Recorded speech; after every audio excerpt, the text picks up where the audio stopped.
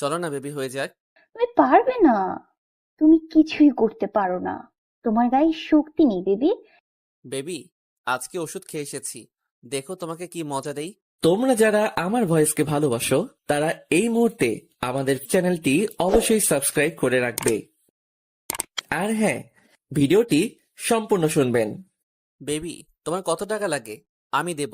Baby, আমার অনেক টাকা লাগবে। বেবি, তুমি আমাকে টাকাগুলো দিয়ে দাও প্লিজ। চলো না বেবি, হয়ে যাক। চলো না, আমরা পার্সোনাল কাজগুলো সেরে ফেলি। আমি তো তোমাকে টাকা দেব, তাই না? তুমি কিছুই করতে পারো না। তোমার গায়ে শক্তি নেই বেবি। তুমি পারবে না। বেবি, আজকে ওষুধ খেয়ে এসেছি, দেখো তোমাকে কি মজা দেই। তুমি এরকম করো কিসের জন্য বেবি? আরে সোনা, তুমি বোঝার চেষ্টা করো, তুমি পারবে না। তুমি এখন মাল খেয়ে টাল হয়ে আছো। তুমি কি আমাকে অপমান করতেছো সোনা? ও সোনা, কাছে আসো। তোমাকে অপমান করব কিসের জন্য? তুমি তো আমার সোনা, জানু, মামু। চলো না সোনা, ঘরের ভেতর চলে যাই আমরা। বাইরে থাকলে সবাই দেখো তাকিয়ে আছে। তাহলে সমস্যা কি? সোনা, কোনো সমস্যা নেই। তুমি শুধু একটু ভালোবাসা দাও, আমি তোমাকে ভালোবাসা দিয়ে ভরিয়ে দেব। তোমার ফিগারটা হেব্বি সোনা, সত্যি বলতেছি। আমার বউয়ের থেকেও অনেক সুন্দর। তার জন্যই তো বলতেছি, তোমার বউকে বাদ দিয়ে আমাকে বিয়ে করে নাও। সোনা, তোমাকে তো বিয়ে করব সোনা, তোমাকে বিয়ে করব আমি। চলো না সোনা। সোনা, চলো আমরা রুমে যাই। আশিক কথা বলা শেষ করে নীলাকে কোলে তুলে নিয়ে রুমের দিকে যেতে লাগলো। তখন পিছন থেকে আনিশা এসে উপস্থিত। আনিশা তার স্বামীর এই অবস্থা দেখে নিজের চোখকে বিশ্বাস করতে পারছে না। সে কল্পনা করতে পারছে না যে মানুষটা এত জঘন্য। সে আশিককে মনে করত অনেক ভদ্র, অনেক শান্ত, অনেক ভালো একটা ছেলে। কিন্তু আজকে সে নিজের চোখকে বিশ্বাস করতে পারছে না। অনেকেই অনেক কথা বলতো, আনিশা কথাগুলো তোয়াক্কা না করে আশিকের সাথে সংসার শুরু করেছিল। কিন্তু আজকে সে হাতে নাতে ধরতে পারলো আশিককে। তোমার এই রূপ আজকে আমি নিজের চোখে দেখে অবাক হলাম। তুমি যে এতটা জঘন্য মানুষ আমি কখনো কল্পনা করতে পারিনি। আমি নিজের চোখে দেখে বিশ্বাস করতে পারছি না যে মানুষটা আমাকে এত ভালোবাসে সেই মানুষটা এতটা জঘন্য। ছি! তোকে কি একবারের জন্য বলেছিলাম এখানে আসার জন্য? তুই এখানে এসেছিস কিসের জন্য? চলে যাও। তুমি একবার বোঝার চেষ্টা করো। তখন আমি ভুল করেছিলাম তোমার সাথে। তার জন্য তুমি আমাকে এইভাবে আঘাত করতে পারো না কথা দিয়ে। দেখো, বেশি বকবক করার সময় আমার নেই। আর তুমি আমার চোখের সামনে একদম থাকবে না, তাহলে কিন্তু কখন কি করে বসবো নিজেও জানি না। তুমি ভুল বুঝতেছো। আমাকে আসলে যেখানে সমস্যার তুমি সেখানে না দেখে অন্য একটা বিষয় নিয়ে আমার সাথে মনোমালিন্য করে থাকতে পারো না। তোকে আমার চোখের সামনে থেকে চলে যেতে বলেছি, আর তুই এখানে বকবক করতেছিস কিসের জন্য? চলে যা বলছি। আমি চলে যাওয়ার জন্য এখানে আসিনি। তুমি আমার সাথে এরকম ব্যবহার করতে পারো না। তোমার কাছে আমি এরকম ব্যবহার আশা করিনি। তুমি একটু বোঝার চেষ্টা করো। তুমি তো অবুঝ না। দেখো, ভালো হবে না বলে দিচ্ছি, চলে যাও। আমি চলে যাবার জন্য এখানে আসিনি। আমি আমার অধিকারটা নিতে এখানে এসেছি। তুমি কেন আমার সাথে এরকম করবে? কিসের জন্য? তোকে বলতেছি তুই এখান থেকে চলে যা, তারপর বারবার কেন কানের কাছে ঘ্যান ঘ্যান করতেছিস? তোমাকে বলতেছি না, আমি আমার অধিকার নেওয়ার জন্য এখানে এসেছি। তুমি সামান্য একটা বিষয় নিয়ে ভুল বুঝাবুঝি করবে আর আমাকে এইভাবে দূরে ঠেলে দিবে, আর আমি কষ্ট পাবো। আর তুমি এদিকে অন্য মেয়েকে নিয়ে ফুর্তি করবে। আমি সেটা মেনে নিতে পারবো না। আমাকে আমার ন্যায্য অধিকার দিতে হবে। আমি আমার বাপের টাকা দিয়ে যা খুশি তাই করব, তাতে তোর কি? আমার অনেক কিছু দেখে আমি এখানে এসেছি। যদি আমার কিছু না থাকতো তাহলে আমি এখানে কখনোই আসতাম না। দেখ, তোরে চোখের ন্যাকা কান্না দেখে আমি কখনো, মানে, তোমার উপর সহানুভূতিশীল দেখাতে যাব না। তুমি একটা মিথ্যা কথার জন্য আমাকে এত বকা দিলা, সবার সামনে অপমান করছো। এর জন্য তোমাকে একদিন পস্তাতে হবেই। তোকে বলছি কি, আর তুই করতেছিস কি? তোকে এখান থেকে চলে যেতে বলছি, সবার সামনে আমার সাথে এভাবে কথা বলবি না। সত্যি কথা বলা না সবার গায়ে লাগে, এটা চরম সত্য। একটা কথা বুঝে নাও, আমি সত্যি বলতেছি, তাই তোমার গায়ে লাগতেছে। আজকে তুমি আমার সামনে তুমি অন্য মেয়েদের সাথে ডান্স করতেছো, গলাগলি করতেছো, করো। একদিন আমারও সময় আসবে, তখন আমিও তোমাকে অবহেলায় করব। তোর মতন মেয়ের কাছে যাব আমি? হ্যাঁ, কখনোই না। তবে তুই যদি আমার কাছে কিছু টাকা ভিক্ষা চাস, দিতে পারি। যা বলেছ, আর তোমার কোনো কথা আমি শুনতে চাই না। আমি এখান থেকে চলে যাচ্ছি, ঠিক আছে? তুমি ভুল করো, আমার কাছে আসার চেষ্টা করবে না। আমি আমার ছেলে সন্তানকে নিয়ে সুখে থাকব। কথাটা বলে সেখান থেকে কান্না করতে করতে বেরিয়ে আসলাম। এখন কান্না ছাড়া আমার জীবন সঙ্গী আর কেউ হবে না, কারণ যে প্রিয় মানুষটা আমায় ধোঁকা দিল সে এসেছিল একটা হঠাৎ ঝড়ের রাতে আমার কাছে, আর হঠাৎ চলে গেল একদম বিদ্যুৎ গতিতে আমার জীবন থেকে। আমি কখনো কল্পনা করিনি সে আমাকে ছেড়ে চলে যাবে, আমাকে এতটা ভালোবেসেছিল। কিন্তু হঠাৎ হঠাৎ করে তার কি হয়ে গেল আমি বুঝতে পারলাম না। আমি তাকে সুখ দিতে পারলাম না, নাকি সে আমার কাছ থেকে সুখ নিতে পারলো না। কেন জানি মনে হচ্ছে আমার মাঝেই হয়তো কোনো কমতি ছিল, না হলে সে কখনো আমায় ছেড়ে যেতে পারতো না। আমি হয়তো তাকে খুশি করতে পারিনি, তার জন্য সে আমাকে ছেড়ে চলে গিয়েছে। কিন্তু এরকমটা কিছুই নয়, আমি তাকে ঠিক খুশিতেই রেখেছিলাম, ঠিক সুখে শান্তি দিয়ে রেখেছিলাম। কিন্তু তার ছিল মেয়ের নেশা। একটা মেয়ে দিয়ে তার কখনো চলবে না। যে ছেলেটা মেয়ের নেশা করে সেই ছেলেটা কখনো একটা বউকে ভালোবাসা দিয়ে আগলে রাখতে পারে না। হয়তো আজকে আমি তার কাছে আকুতি মিনতি করলাম, কিন্তু সবার সামনে অপমানিত হয়ে আমাকে বের করে দিল। কিন্তু একদিন সময় আসবে, সে আমার কাছে ফিরে আসবে, কিন্তু আমি তাকে আমার কাছে গ্রহণ করব না। যে ছেলে আছে আমি তাকে নিয়ে আমার ভবিষ্যৎ গড়ে তুলব। ভাবছেন আমাদের বিয়ের হওয়ার অনেক দিন হইল, তাই না? আসলে সেই রকম কিছুই না। আসলে আমার প্রেগন্যান্সি টেস্ট করিয়েছিলাম, তখন ডাক্তাররা বলেছিল আমি প্রেগনেন্ট। আর মনের খুব ইচ্ছে ছিল যে প্রথম সন্তানটা ছেলে হবে, তার জন্য আমি বলেছি ছেলে হবেই। আমার একটা আত্মবিশ্বাস আছে, তার জন্যই বলেছি যে আমার ছেলেকে নিয়ে আমি সুখে থাকবো। কিন্তু সেই সুখটা তো আমার কপালে সইল না। যেখানে স্বামী থাকবে না সেখানে কিভাবে আমি থাকবো বুঝতে পারছি না। তোকে আমি বলেছিলাম না তুই আমার ছেলের কাছে যাবি না? আর তুই 2 টাকার মেয়ে হয়ে এত বড় হওয়ার স্বপ্ন কিভাবে দেখতে পারিস? ভেবেছিলি যে আমার ছেলেকে পটিয়ে নিবি আর সম্পত্তির মালিক হয়ে যাবি, তাই না? দেখেন আম্মু, সেরকম কিছু ছিল না। আমি শুধু আমার ভালোবাসার মানুষটাকে চেয়েছিলাম, আমি কখনো কোনো সম্পত্তির দিকে তাকাইনি। আমি ভালো করেই জানি কে কিরকম। তোর মুখ দেখলেই বোঝা যায় তুই সম্পত্তির লোভে আমার ছেলেকে বিয়ে করেছিস ফাঁদে ফেলে। আম্মু, আপনি আমাকে ভুল বুঝছেন। প্লিজ আমাকে এই মিথ্যা অপবাদটা দিবেন না। আপনার সন্তান আমাকে আজ দূর করে দিচ্ছে, আর আপনিও আমাকে এইভাবে বলছেন। যাই হোক, আমার ছেলের তাহলে বুদ্ধি ফিরে এসেছে। তাকে কত করে বলেছিলাম যে তোর মতো একটা মেয়েকে কেন সে বাসায় রেখেছে, শেষ পর্যন্ত আপদ বিদায় করে দিয়েছে। আম্মু দেখেন, আমিও তো আপনার একটা মেয়ের মতো, তাই না? যদি আপনার ছেলে না হয় মেয়ে হতো, তাহলে তো সে আর আজকে আমার মতোই হইতো, তাই না? সে তো গরিব ঘরে জন্ম নিত না, সে তো আমার মেয়ে হতো, তাই না? বড় লোকের মেয়ে। আর সে তো দেখতে অনেক সুন্দর হতো, তোর মতো একটা কালসাপ হতো না। আম্মু, আপনি আমাকে এত পরিমাণে ঘৃণা করেন আমি কখনো বুঝতে পারিনি। আমি তো আপনার কোনো ক্ষতি করিনি। আপনি যখন যেটা বলেছেন আমি তো মাথা পেতে নিয়েছি, সেটাই। আপনার সব কাজ করে দিয়েছি, তারপর আপনার মনটা আমি পেলাম না। এখন আমি তোর মুখ দেখতে পাচ্ছি না। এখন ঘরের কাজ যেগুলো আছে সব কমপ্লিট কর। তারপর আমার কিছু কাপড় আছে, সেগুলো পরিষ্কার কর। তারপর ঘরগুলো ভালোভাবে পরিষ্কার কর। তারপর কি করবি? বাকি কাজগুলো করবি। আমি এখন ঘুমোতে যাচ্ছি। আনিসা আর কোনো কিছু বলতে পারলো না লজ্জায়।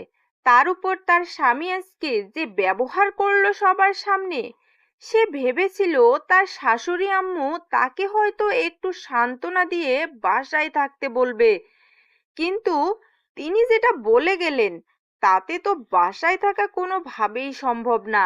তাকে তাহলে এখানেই তিলে তিলে মরতে হবে।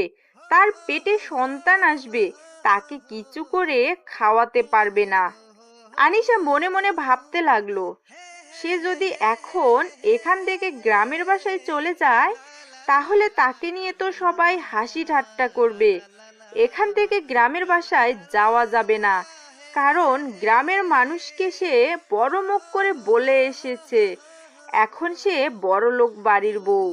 গ্রামের মানুষরা বড়লোকদের সম্মান কি পরিমাণ করে সেটা বলার বাহিরে। এখন যদি আমি কোনো মতে গ্রামে যাই এবং গ্রামের মানুষ কোনো মতে জানতে পারে বিষয়টা, তাহলে আনিশার আব্বু আম্মুর মুখে চুনকালি লেগে যাবে। এটা কখনোই হতে পারে না। আনিশা তারপর শোরুমে গিয়ে তার প্রয়োজনীয় জিনিসপত্র নিয়ে বাসা থেকে বেরিয়ে পড়ল, কারণ এই সময় বাসায় কেউ নেই। তার শাশুড়ি আম্মা গেল ঘুরতে, আর তার স্বামী তো এখন পার্টি নিয়ে ব্যস্ত। আজকে আমি বাসা থেকে সেই মেয়েটাকে তাড়িয়ে দেওয়ার ব্যবস্থা করব। এই জঘন্য মেয়েটাকে আমি কখনোই আর সোসাইটিতে মেইনটেইন করতে পারবো না। গ্রামের খ্যাতমার্কা একটা মেয়ে। মেয়েটা হতে পারে গ্রামের, হতে পারে, কিন্তু তার মাঝে অনেক গুণ আছে যেটা তুমি উপলব্ধি করতে পারো না। আমার মুখের উপর কথা বলা বন্ধ করে নিজের মুখটা বন্ধ রাখো।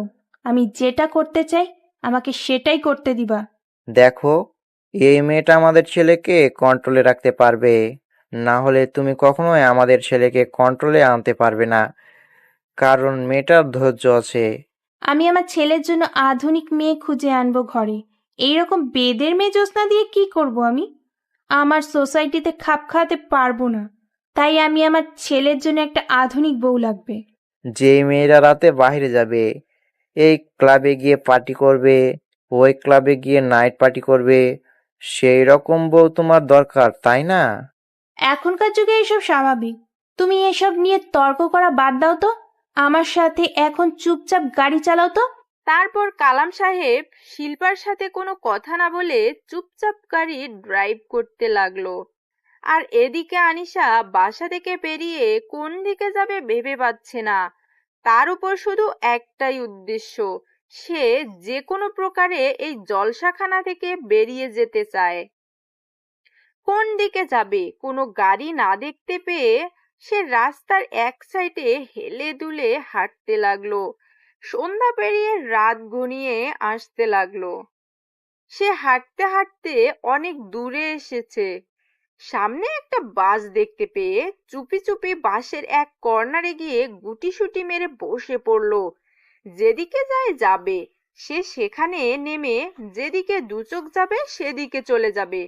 তাও এরকম জল্লাদ মার্কা এলাকায় সে থাকতে চায় না, না যেখানে তার কোনো মূল্য নেই। সে এতদিন পড়েছিল শুধু মূল্যহীন হয়ে, যার জন্য তার শাশুড়ির অত্যাচার সহ্য করেছে, সেই মানুষটাই তো এখন তার না। সে তো এখন অন্য মেয়ের দেহর মধ্যে নিজের সুখটা খুঁজে নিতে চাচ্ছে। থাকুক না সে তার মতো। আনিশা এটাকে স্বপ্ন ভেবে হয়তো ভুলে যাওয়ার চেষ্টা করবে। ভুলে যাওয়া সহজ নয়, কিন্তু চেষ্টা তো করতেই হবে। সত্যি সোনা, অনেক মজা পাইছি। সোনা, তোমার টেস্ট হেভি। শোনা, আমি অনেক মজা পাইছি। তোমার এই মজা দেওয়ার প্রক্রিয়াটা অনেক ভালো ছিল। চলো, আজকে তোমাকে আমার বাসায় নিয়ে যাব। আমার বউয়ের সামনে আমি তোমাকে জড়িয়ে ধরে শুয়ে থাকবো। চলো। না না, আমার লজ্জা করবে তো, আমি যেতে পারবো না। আমার শাশুড়ি মা কি বলবে, তার মুখের দিকে তাকিয়ে তো আমি থাকতেই পারবো না। আচ্ছা, তাহলে কি আর করা। এখন চলো, তোমার সাথে আমি যাব। তুমি আমাকে গল্প বলো। আর তুমি এত সুন্দরী কেন? আমি শুধু তোমার জন্য সুন্দরী, তোমাকে ভালোবাসি, তোমাকে পেতে চাই, তোমাকেই কাছে পেতে চাই। আচ্ছা, তুমি কি অন্য কাউকে ভালোবাসো, যার কারণে তার কাছে ছ্যাঁকা খেয়েছো আর আমার কাছে চলে এসেছো আমার মতো? সেরকম কিছু না, একটা ছেলে ছিল টাকার লোভী। যেমন তোমার বউ আছে টাকার লোভী, ওই রকম ছেলে ছিল, অনেক সুন্দর দেখতে, টাকার লোভী। তাকে আমি ভালোবেসেছিলাম ভুল বুঝে, কিন্তু পরে সে আমার কাছে টাকা নিয়ে আমাকে ছেড়ে দিয়ে চলে গিয়েছিল। আমিও তো সেটাই ভেবেছিলাম, যে গরিব ঘরের মেয়ে একটু হয়তো ভালো কিছু খেতে পারলে, ভালোভাবে চলতে পারলে হয়তো আমাকে অনেক ভালোবাসবে। কিন্তু পরে দেখলাম সে শুধু টাকাকেই ভালোবাসে, আমাকে না। তোমার মতো সুন্দরীকে আমি চাই। তোমার মনে হয় প্রচুর নেশা হয়ে গেছে, তাই না আসো, তোমাকে একটু চুমু খাই। তোমার ঠোঁটের স্বাদটা না অনেক সুন্দর। তাই নাকি গো? তোমার মাঝে না একটা মায়া আছে, যে মায়াতে আমাকে জড়িয়ে নাও, আর কখনো সেই মায়া থেকে আমি ফিরতে চাই না। আরে আবালের বাচ্চা, শুধু তোর টাকা দরকার, আমার আর কিচ্ছু চাই না। তুই কে? তোর মতো কত হ্যান্ডসাম ছেলে আমার পিছনে পড়ে আছে, এই সুন্দরী পেছনে। আর তুই তো 2 টাকার একটা ছেলে। তোর 2টা, আমার দরকার টাকা। হলো আমি শেষ। তুমি কি কিছু বলতেছো আমাকে? আমি কিন্তু স্পষ্ট শুনতে পাইনি। আমার মাথাটা কেমন জানি ঘোরাচ্ছে। তুমি আমাকে একটু সাহায্য করো, আমাকে ধরে নিয়ে যাও। আচ্ছা, তাহলে আজকে তোমাকে আর বাসায় যেতে হবে না, তুমি আমার সাথে থাকবে, কি বলো? চলো, আমি তোমাকে নিয়ে যাচ্ছি। আজকে দুজনে অনেক ফুর্তি করব। আচ্ছা শোনো, তাহলে আমাকে আচ্ছা শোনো, তাহলে আমাকে নিয়ে চলো তোমার কাছে। আমি তোমার সাগরে ডুবে যেতে চাই, তোমার ভালোবাসাতেই। আমিও সোনা, আমিও শুধু তোমার ভালোবাসাতে ডুবে থাকতে চাই। তুমি আমাকে ভালোবাসবে সোনা, তুমি অনেক ভালো। সোনা চলো, আমি তোমাকে নিয়ে যাচ্ছি। চলো সোনা, আমি তোমাকে তোমার বাসার কাছে নামিয়ে দিয়ে বাসায় চলে যাব।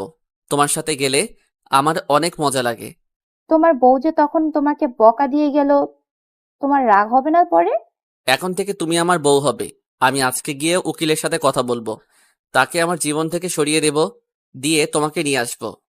আচ্ছা সোনা, তাহলে তাই করো, যত দ্রুত সম্ভব তুমি আমাকে তোমার বউকে মাথা রাখার সুযোগ করে দাও। তুমি একদম টেনশন করবে না, খুব তাড়াতাড়ি আমি তোমাকে আমার বুকে রাখবো সোনা। তোমাকে ছাড়া আমি থাকতে পারবো না। হুম। সোনা আমার, তোমাকে এতগুলো ভালোবাসা। চলো, এখন তুমি আমাকে নামিয়ে দিয়ে বাসায় চলে যাবে। অনেক রাত হয়ে আসলো যে। আচ্ছা চলো, আর এখানে থাকা যাবে না, রাত হয়ে এসেছে, আবার বাসায় যেতে হবে। চলো। চলো, তোমার সাথে আজকে গল্প করতে করতে বাসায় যাব, চলো। শোনো, আজকে সারা রাত তোমার বুকে মাথা রেখে আমি শুয়ে থাকবো। তোমার সাথে আমার বাসায় থাকবে তুমি। হুম। তুমি আর কয়েকটা দিন ধৈর্য ধরো, আমি তোমাকে একদম পার্মানেন্টলি আমার বুকে নিয়ে আসার চেষ্টা করব। তুমি কি আমাকে ধোকা দেবে না?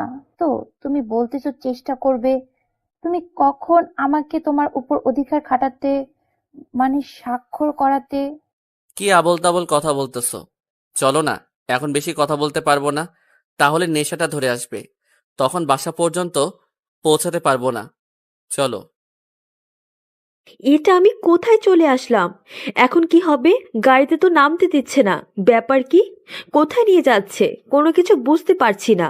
হঠাৎ করে তো উঠে পড়লাম, কিন্তু এখন আমাকে কোথায় নিয়ে যাচ্ছে আমি তো নিজেও বুঝতে পারছি না। গাড়িটা মনে হয় প্রায় 6-7 ঘন্টা থেকে চলছে, একবারও জন্য দাঁড় করালো না।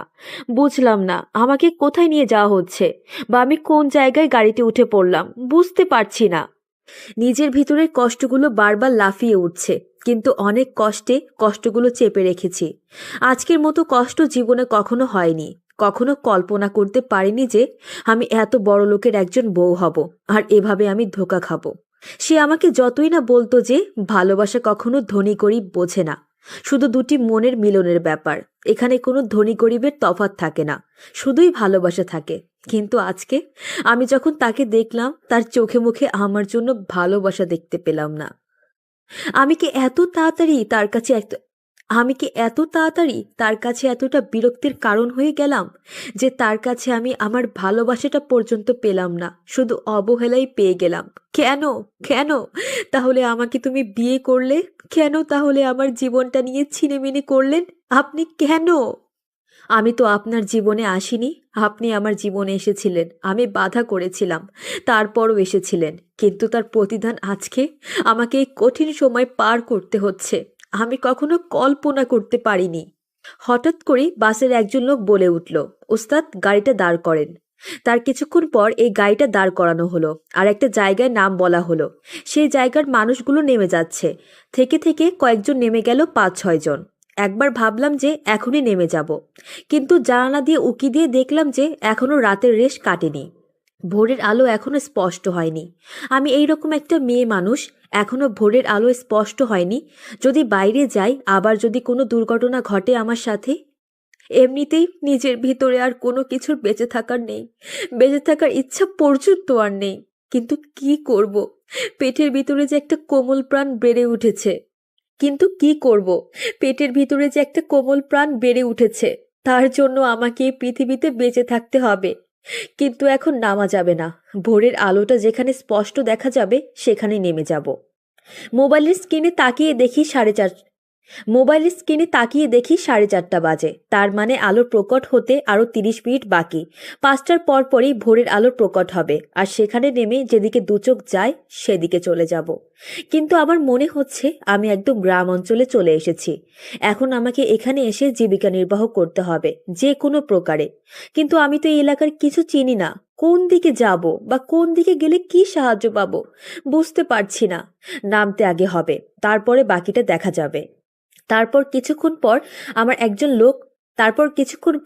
একজন লোক বলে উঠল, উস্তাদ, গাড়ি দাঁড় করান, কিছু মানুষ নামবে। সঙ্গে সঙ্গে গাড়ির ড্রাইভার গাড়িটা দাঁড় করালেন, আর বেশ কিছু মানুষ নেমে গেলেন। এখন দেখছি যে ভোরের যে ঘুটঘুটে অন্ধকারটা সেটা আছে পুরো পৃথিবীর বুকে। এই অন্ধকারটা এখন আমার সাথে ভালোই মানাচ্ছে, কারণ আমার ভেতরটা তো অন্ধকারে ছেয়ে গেছে। আমার ভেতরে তো আলো বলতে কোনো কিছুই নেই। বেঁচে থাকার যে স্বপ্ন দেখেছিলাম, যার হাত ধরে বেঁচে থাকতে চেয়েছিলাম সারাটা জীবন, যার সাথে সুখ দুঃখের গল্প করতে চেয়েছিলাম, সেই মানুষটি তো আমাকে। তারপর ভোরের আলোটা প্রকট হতে লাগলো। আস্তে আস্তে পুরো পৃথিবীর বুকে আলো ছড়িয়ে পড়তে লাগলো। আর তখনই গাড়ির লোকটা আবার বলে উঠল যে এখানেই নাকি কিছু মানুষ নামবে। আমিও স্থির করলাম আমি এখানে নেমে যাব, আর সামনে যাব না। বাস থেকে নেমে এসে চারদিকে তাকিয়ে দেখলাম কোনো কিছু সুবিধার মনে হচ্ছে না। এখানকার লোকগুলো শুধু আমার দিকে তাকিয়ে আছে। দেখলাম পাশ থেকে কয়েকটা মহিলা নামলো। আমিও তাদের পাশে গিয়ে দাঁড়িয়ে পড়লাম, আর লোকগুলো তাদের মতো যেতে লাগলো যে যার গন্তব্যে। মনে হচ্ছে অনেকদিন পর তারা বাসায় ফিরে এসেছে। গাড়ি থেকে নেমেই যে যার মতো চলে যেতে লাগলো। কেউ কারো জন্য অপেক্ষা করে না। সবাই সবার ভালোবাসার মানুষ আর প্রিয় মানুষের মুখখানা দেখতে চায়, প্রিয় পরিবারের সাথে মিলিত হতে পারবে কতদিন পর। সবার মুখে শুধু মৃদু হাসি। আমি একটা চায়ের দোকানে গিয়ে বসে পড়লাম। কি করব, একটা মেয়ে মানুষ। হঠাৎ করে একটা চায়ের দোকানে প্রবেশ করেছি, তাও আবার গ্রাম অঞ্চলের সবাই আমার দিকে অবাক দৃষ্টিতে তাকিয়ে আছে, কারণ নিজের ভিতর কেমন যেন করতে লাগলো। কি আর করার, তাও সেখানে একটা রুটি আর একটা কলা খেয়ে নিলাম। কি রে গ্রামের খ্যাত মার্কা মেয়ে, কোথায় তুই? আমার বাসার সকালের কাজগুলো কে করবে? এত বেলা হয়ে গেছে আর তুই এখানে ঘুমিয়ে আছিস, ব্যাপার কি? শিল্পা বেগম কথাগুলো একাই একাই বলতেছে, কিন্তু তিনি মনে করতেছে হয়তো ঘরে আনিশা আছে। কিন্তু তিনি তো আর জানে না যে আনিশা চিরতরে তাদের এই যন্ত্রণা থেকে মুক্তি নিয়ে এখান থেকে চলে গিয়েছে।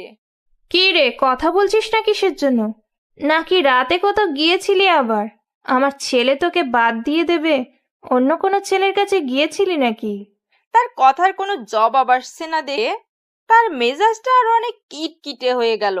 তার এখন ইচ্ছা করছে আনিশাকে পিটাবে, কিন্তু তিনি যখন রুমের দরজায় ধাক্কা দিলেন তখন দেখলেন যে আপনা আপনি রুমের দরজাটা খুলে গেল। ব্যাপার কি, তিনি বেশ অবাক। তার থেকেও বড় অবাক হলেন যখন ঘরে কাউকে দেখতে পেল না। ঘর পুরোপুরি ফাঁকা, তার ছেলেও নাই এবং তার ছেলের বউ সেও নেই রুমে, একদম পুরো ফাঁকা পড়ে আছে। কালকে যেরকম রেখে গিয়েছে ঠিক তেমনই আছে, কিন্তু একটু অগোছালো রুমটা। ব্যাপার কি, তিনি ভেবে পাচ্ছে না এখানে কি হতে যাচ্ছে। আর উনি একটু লক্ষ্য করে দেখলেন যে তার ছেলের বউ, যাকে তিনি গ্রামের খ্যাতমার্কা মেয়ে বলে ডাকে, সব সময় তার কোনো কাপড় বা তার কোনো প্রয়োজনীয় জিনিসপত্র দেখা যাচ্ছে না রুমে। শিল্পা বেশ অবাক হলেন ব্যাপারটা দেখে। কোথায় তুমি? বেরিয়ে আসো, দেখো কি কাণ্ড হয়ে গিয়েছে বাসার ভিতরে। বাসায় কেউ নেই, তুমি আমি ছাড়া। এখন বাসায় কেউ নেই, তাড়াতাড়ি বেরিয়ে আসো, দেখো। কি হয়েছে? তোমরা এত সকালে চিল্লাচিল্লি করতেছো কিসের জন্য? ব্যাপার কি? সারা রাত কাজ করছি। তোমার ছেলের বউ কেউ রুমের ভিতরে নেই। রুমের ভেতর থেকে দরজা বন্ধ করা থাকবে, সেটাও নেই। আমি যখন রুমে গেলাম আর রুমের ভেতরটা কেমন যেন অগোছালো লাগতেছিল। তুমি এত অস্থির হচ্ছ কিসের জন্য? তারা হয়তো কোথাও ঘুরতে গিয়েছে সকাল মুহূর্তে উপভোগ করার জন্য। তুমি সব সময় রোমান্টিক মুডে থাকতে চাও, তাই না? তোমার এত রোমান্টিক মুড আসে কোথা থেকে? আমি টেনশনে মরে যাচ্ছি। এত টেনশন করতে হবে না, একটু পর দেখবে যে দুইজনে চলে আসছে, সমস্যা নেই। এখন চুপচাপ নিজে হাতে কাজ আছে সেগুলো শেষ করো, আর তারপর যেগুলো কাজ করতে হবে সেগুলো রেখে দাও। এখন আমাকে কাজ করতে হবে, তাই না?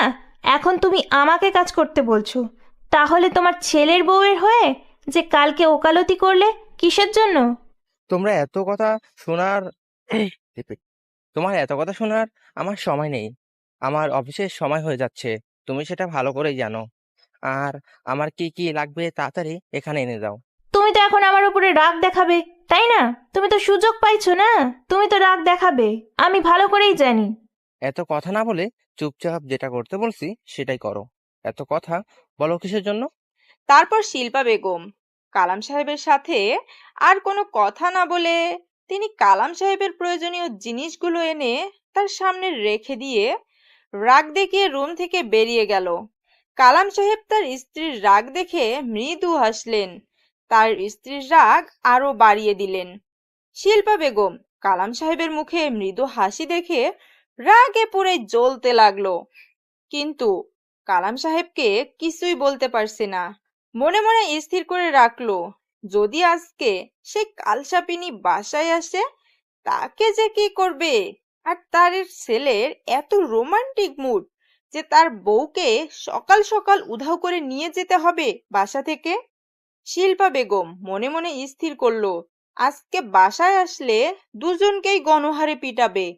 সে তার এত সাহস কিভাবে এভাবে সকাল সকাল বাসা থেকে বেরিয়ে যাওয়া, তাদেরকে দেখে নেবে সে। কিন্তু শিল্পা বেগম আসল বিষয়টা এখনো জানতে পারেনি। যখন তার ছেলে বাসায় ফিরে আসবে তখন বুঝতে পারবে আসল বিষয়টা। আর তখন যে কি হবে বুঝতে পারতেছে না। একটা ধামাকা অধ্যায় শুরু হতে যাচ্ছে এই বাসায়, যেটা আগে কখনো দেখেনি। শোনা, এভাবে শুয়ে থাকতে হবে না, উঠো আর আমাকে ছেড়ে দাও। কিভাবে জড়িয়ে ধরে আছো? আমার লজ্জা লাগতেছে এখন। সোনা, তোমার কাছে এত মজা আমি কখনো বুঝতে পারিনি। চলো সোনা, আজকে তোমাকে বিয়ে করে সোজা বাসায় নিয়ে যাব, তারপর তাকে ডিভোর্স দিব। কি বলো? না, আমি সেটা করতে পারবো না। আগে তোমার সম্পত্তির কিছু অংশ আমাকে লিখে দিতে হবে, না হলে তো আমি তোমাকে কিভাবে বিশ্বাস করতে পারি বলো? আরে সোনা, এত টেনশন করো কিসের জন্য? আমি আছি তো। চলো, উকিলের কাছে আমি তোমাকে আমার সম্পত্তির কিছু অংশ লিখে দিচ্ছি। আচ্ছা, কথাটা শুনে খুশি হলাম। তুমি কি উকিলের সাথে কথা বলো, আর আমি ফ্রেশ হয়ে সুন্দর করে সাজুগুজু করে যাচ্ছি, গিয়ে তোমার কাছ থেকে সম্পত্তির দলিল নিয়ে তারপর বিয়ে করব। আচ্ছা, তাহলে তুমি রেডি থেকো, আমি তোমাকে ফোন করলে তুমি চলে আসবে। কথাটা বলে আশিক সেখান থেকে বেরিয়ে সোজা কাজী অফিসে আর তার উকিলকে ফোন করে সেই কাজী অফিসে আসতে বলল। তার মাথায় এখন শুধুই নীলা নামের সেই মেয়েটা ঘুরপাক খাচ্ছে। তার যে একটা বউ আছে সেই কথা ভুলেই গিয়েছে। মানুষের যখন অতিরিক্ত টাকা হয় তখন যেটা হয় আর কি, সেটাই হচ্ছে এখন আশিকের ক্ষেত্রে। এক বাপের এক বেটা, ভাই বোন কেউ নেই। যখন যেটা ইচ্ছা, যখন যেটা খুশি সেটাই করে। আর এখন একটা মেয়ের জীবন নিয়ে চিনিমিনি খেলতেছে। আর যে মেয়েটার পাল্লায় এখন সে পড়েছে সে তো আশিককে ধ্বংস করবে, এটা তার লক্ষ্য। আশিক বেকুবের মতো কাজ করতেছে, সে বুঝতেছে না সে কি করতে যাচ্ছে। তার মনে এখন যত জ্বালা, কারণ সে এখন মেয়ের নেশায় পড়ে গিয়েছে। একটা মানুষ কখন এতটা নষ্ট হয়ে যায় জানেন? যখন তার অতিরিক্ত টাকা হয়ে যায়। সে হয়তো জানে না মেয়ে মানুষ একটা সফল মানুষকে পতনের দিকে নিয়ে আসতে বেশি দিন সময় নেয় না, কারণ তারা মেয়ে জাতি। এই যে ভাইয়া, শুনছেন? আমি এই এলাকায় নতুন, আমাকে কি এখানে একটু জায়গা দেখে দিতে পারবেন? আচ্ছা আপু, বলেন কোথায় যাবেন, আমি আপনাকে সেখানে রেখে আসবো। আসলে ভাইয়া, আমি শহর থেকে এসেছি এখানে কাজের সন্ধানে, কারণ আমার শহরে কিছু পার্সোনাল সমস্যা, ফ্যামিলিগত সমস্যার কারণে আমি সব ছেড়ে এসেছি। আচ্ছা আপু, আপনি কি কি কাজ করতে পারেন? আর আপনি যেহেতু শহরের মেয়ে, কি কি ধরনের কাজ করতে পারেন যদি বলেন তাহলে আপনাকে সেইভাবে সাহায্য করতে পারবো। আসলে ভাইয়া আমি ভালো রান্না করতে পারি। এখানে কি কোনো মেয়েদের হোটেল আছে যেখানে মেয়েরা কাজ করে এরকম? আসলে আপু, আমার দাদিমা এখানে একটা রেস্টুরেন্ট চালায়। আসলে এখানে একটা পর্যটক কেন্দ্র আছে, তো সেখানে মানুষ আসা যাওয়া করে, আর সেখানে আমাদের একটা রেস্টুরেন্ট আছে। আপনি ভালো রান্না করতে পারেন, আমার সাথে যেতে পারেন। আচ্ছা, তাহলে তো অনেক ভালো হয় ভাইয়া। আপনি যে আমার এত বড় উপকার করবেন আমি কল্পনাও করতে পারিনি। আপনি বলছেন আপনি ভালো রান্না করতে পারেন, এখন আপনার রান্না পরীক্ষা করে দিতে হবে। যদি ভালো করতে পারেন তাহলে রাখা যাবে, আর না হলে আমি আপনাকে অন্য কোথাও কাজ খুঁজে দেব। আমাদের ওখানে রাখতে পারবো না। আচ্ছা ভাইয়া, কোনো সমস্যা নেই, আমার কোনো সমস্যা হবে না। তুমি নিয়ে চলো, আমি পরীক্ষা দিতে প্রস্তুত। আপনি মন খারাপ করবেন না, কারণ আমাদের রেস্টুরেন্টটা অনেক পপুলার আর জনপ্রিয়তা সবার কাছে। যদি জনপ্রিয়তা বজায় রাখতে না পারি তখন তো সমস্যা হয়ে দাঁড়াবে, তাই না? আমি বুঝতে পেরেছি ভাইয়া, আমাকে বোঝাতে হবে না। আপনি আমাকে নিয়ে চলেন, আমি পরীক্ষা দিব। যদি পরীক্ষায় উত্তীর্ণ হই তাহলে আমাকে রাখবেন। আচ্ছা আপু, তাহলে আপনি আমার সাথে চলেন, আমি আপনাকে নিয়ে যাচ্ছি। তারপর আনিশা সেই ছেলেটার সাথে যেতে লাগলো। বেশিক্ষণ হাঁটতে হলো না। অল্প কিছুক্ষণ পরেই তাদের সেই রেস্টুরেন্টটা দেখা যাচ্ছিল। ছেলেটা হাত দিয়ে ইশারা করে আনিশাকে দেখিয়ে দিল রেস্টুরেন্টটা। আনিশা দেখে বেশ অবাক হলো। এই গ্রাম অঞ্চলে এত বড় রেস্টুরেন্ট সে কল্পনাও করতে পারছে না। আসলে রেস্টুরেন্টটা দেখতে অনেক সুন্দর, আর ছেলেটাকে দেখে মনে হচ্ছে না ছেলেটা সেখানের মালিক। এমন সিম্পল ভাবে চলাফেরা করে। তারপর আনিশা ছেলেটার সাথে গল্প করতে করতে রেস্টুরেন্টের কাছে গিয়ে দেখে রেস্টুরেন্টে অনেক মানুষজন অপেক্ষা করতেছে তাদের রান্না খাওয়ার জন্য। আনিশা এত মানুষকে দেখে প্রথমে ভেঙে পড়ল, কারণ সে যদি ভালো মতো রান্না করতে না পারে তাহলে সে এখানে থাকতে পারবে না। তখন যে তার কি হবে ভেবে পাচ্ছে না। আনিশা নিজের মনের ভিতর আত্মবিশ্বাসটা জাগিয়ে তোলার চেষ্টা করতেছে। সে নিজেকে নিজেই বলতেছে, আনিশা তুই পারবি, তুই পারবি, তোকে পারতেই হবে। তারপর ছেলেটা আনিশাকে সঙ্গে করে নিয়ে রেস্টুরেন্টের ভিতর প্রবেশ করে। যেখানে খাবার তৈরি করা হয় সেখানে নিয়ে আসলো, রান্নাঘরে নিয়ে আসলো, আর সেখানে তার দাদিমাকে দেখলো আনিশা।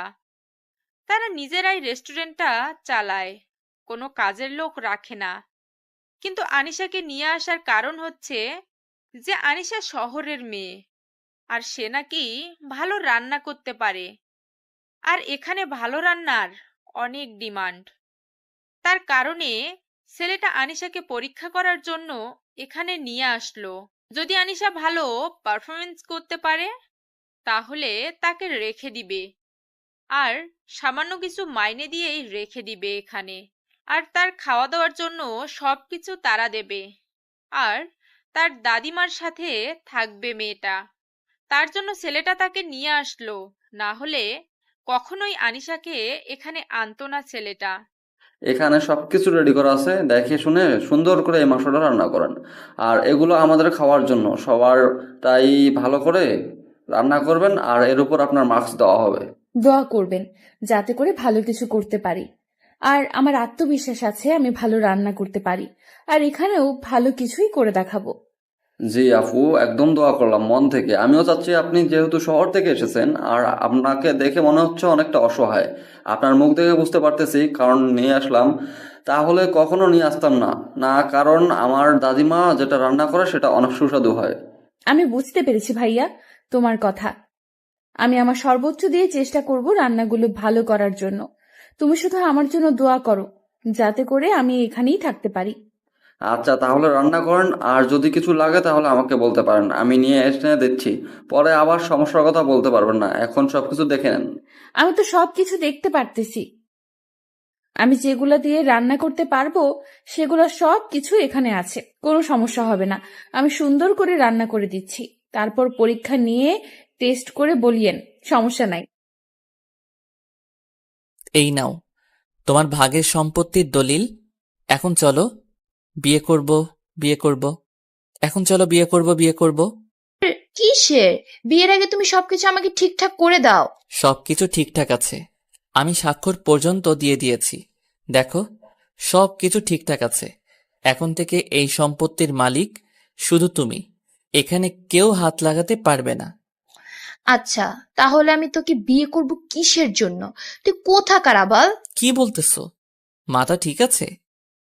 তুমি আমাকে ধোকা দিচ্ছ? এটা ঠিক না। তুমি কিন্তু কথা দিয়েছো আমাকে। কথা দিয়েছি সেটা ঠিক আছে, এখন কথা রাখতে পারবো না, কারণ তুই তো কালকে আমাকে সারা রাত খেয়েছিস। দেখো, তুমি এরকম করতে পারো না আমার সাথে। তুমি আমার সাথে ধোকাবাজি করতে পারো না। তুমি আমাকে নিয়ে খেলতে পারো না। যে ছেলের ঘরে এত সুন্দর বউ রেখে আমার পেছনে লেগে থাকতে পারে, আমি কোন বিশ্বাসে তোর ঘরে বউ হবো বল? এরকমটা কিন্তু কথা ছিল না। আমি শুধু তোমাকে ভালোবেসেছিলাম। তুমি আমার সাথে এরকমটা করতে পারো না। মাত্র 2 দিনের পরিচয় আমাদের, তাতে তুই আমাকে ভালোবেসেছিলে? তোর যে ঘরে বউ রেখে আসছিস সেটা তো আমি দেখেছি, তাই না? তোর বউটা কিন্তু অনেক সুন্দর, হেব্বি আমার থেকেও। দেখো, তোমার কথা মতো আমি সব কিছু দিয়ে দিয়েছি। এখন তুমি তোমার কথা রাখবে। আমার সাথে তুমি বেইমানি করতে পারো না। তুমিও বেইমান, আমি না বেইমান, সমান সমান, কেউ কাউকে তো অপবাদ দিতে পারে না। তুমিও বেইমানি করছো আমার সাথে, আমিও তোমার সাথে করলাম, ঝামেলা শেষ। এখন তুমি তোমার রাস্তায়, আমি আমার রাস্তায়। তাহলে তুমি আমার সম্পত্তি আমাকে ফিরিয়ে দাও, না হলে আমি পথের ফকির হয়ে যাব। তুমি আমার সম্পত্তি আমাকে দিয়ে দাও বলছি। তোর মতো বেইমান পথের ফকির হওয়া উচিত, যে বউকে বিশ্বাস করতে পারে না। তুমি এসব কি আবোল তাবোল কথা বলতেছো? তুমি তুমি না দেখলে মেয়েটা টাকার লোভী, আর এখন তো দেখতেছি তুমিও। আমি মেয়েটার বিষয়ে সব খবর নিয়েছি, বুঝছিস? তোকে আর বলতে হবে না মেয়েটা কিরকম, কতটা সহজ সরল। তুই তাকে কিভাবে ব্যবহার করিস আমি ভালো করে খোঁজ খবর নিয়ে দেখেছি, আমাকে বলতে হবে না। কথাটা বলে নীলা সম্পত্তির পেপারটা হাতে নিয়ে চলে গেল আর আশিককে বলে গেল সে যেটা সম্পত্তির মালিক, এখন যা পায় সবকিছু বুঝে নিবে পরশুদিনের মধ্যেই। এখন সে এখান থেকে চলে যাচ্ছে। আর আশিককে বলে গেল আর যেন ভুল করেও তার পিছনে না যায়, তাহলে কিন্তু তার লাশ আর ফেরত আসবে না। আশিক কি করবে না করবে ভেবে পাচ্ছে না, একদম দিশাহারা হয়ে যাচ্ছে।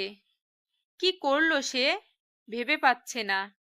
তার অর্ধেক সম্পত্তি সেখানে ছিল, সে ভেবেছিল তারা থাকা মানে তারও সেখানে অধিকার থাকবে।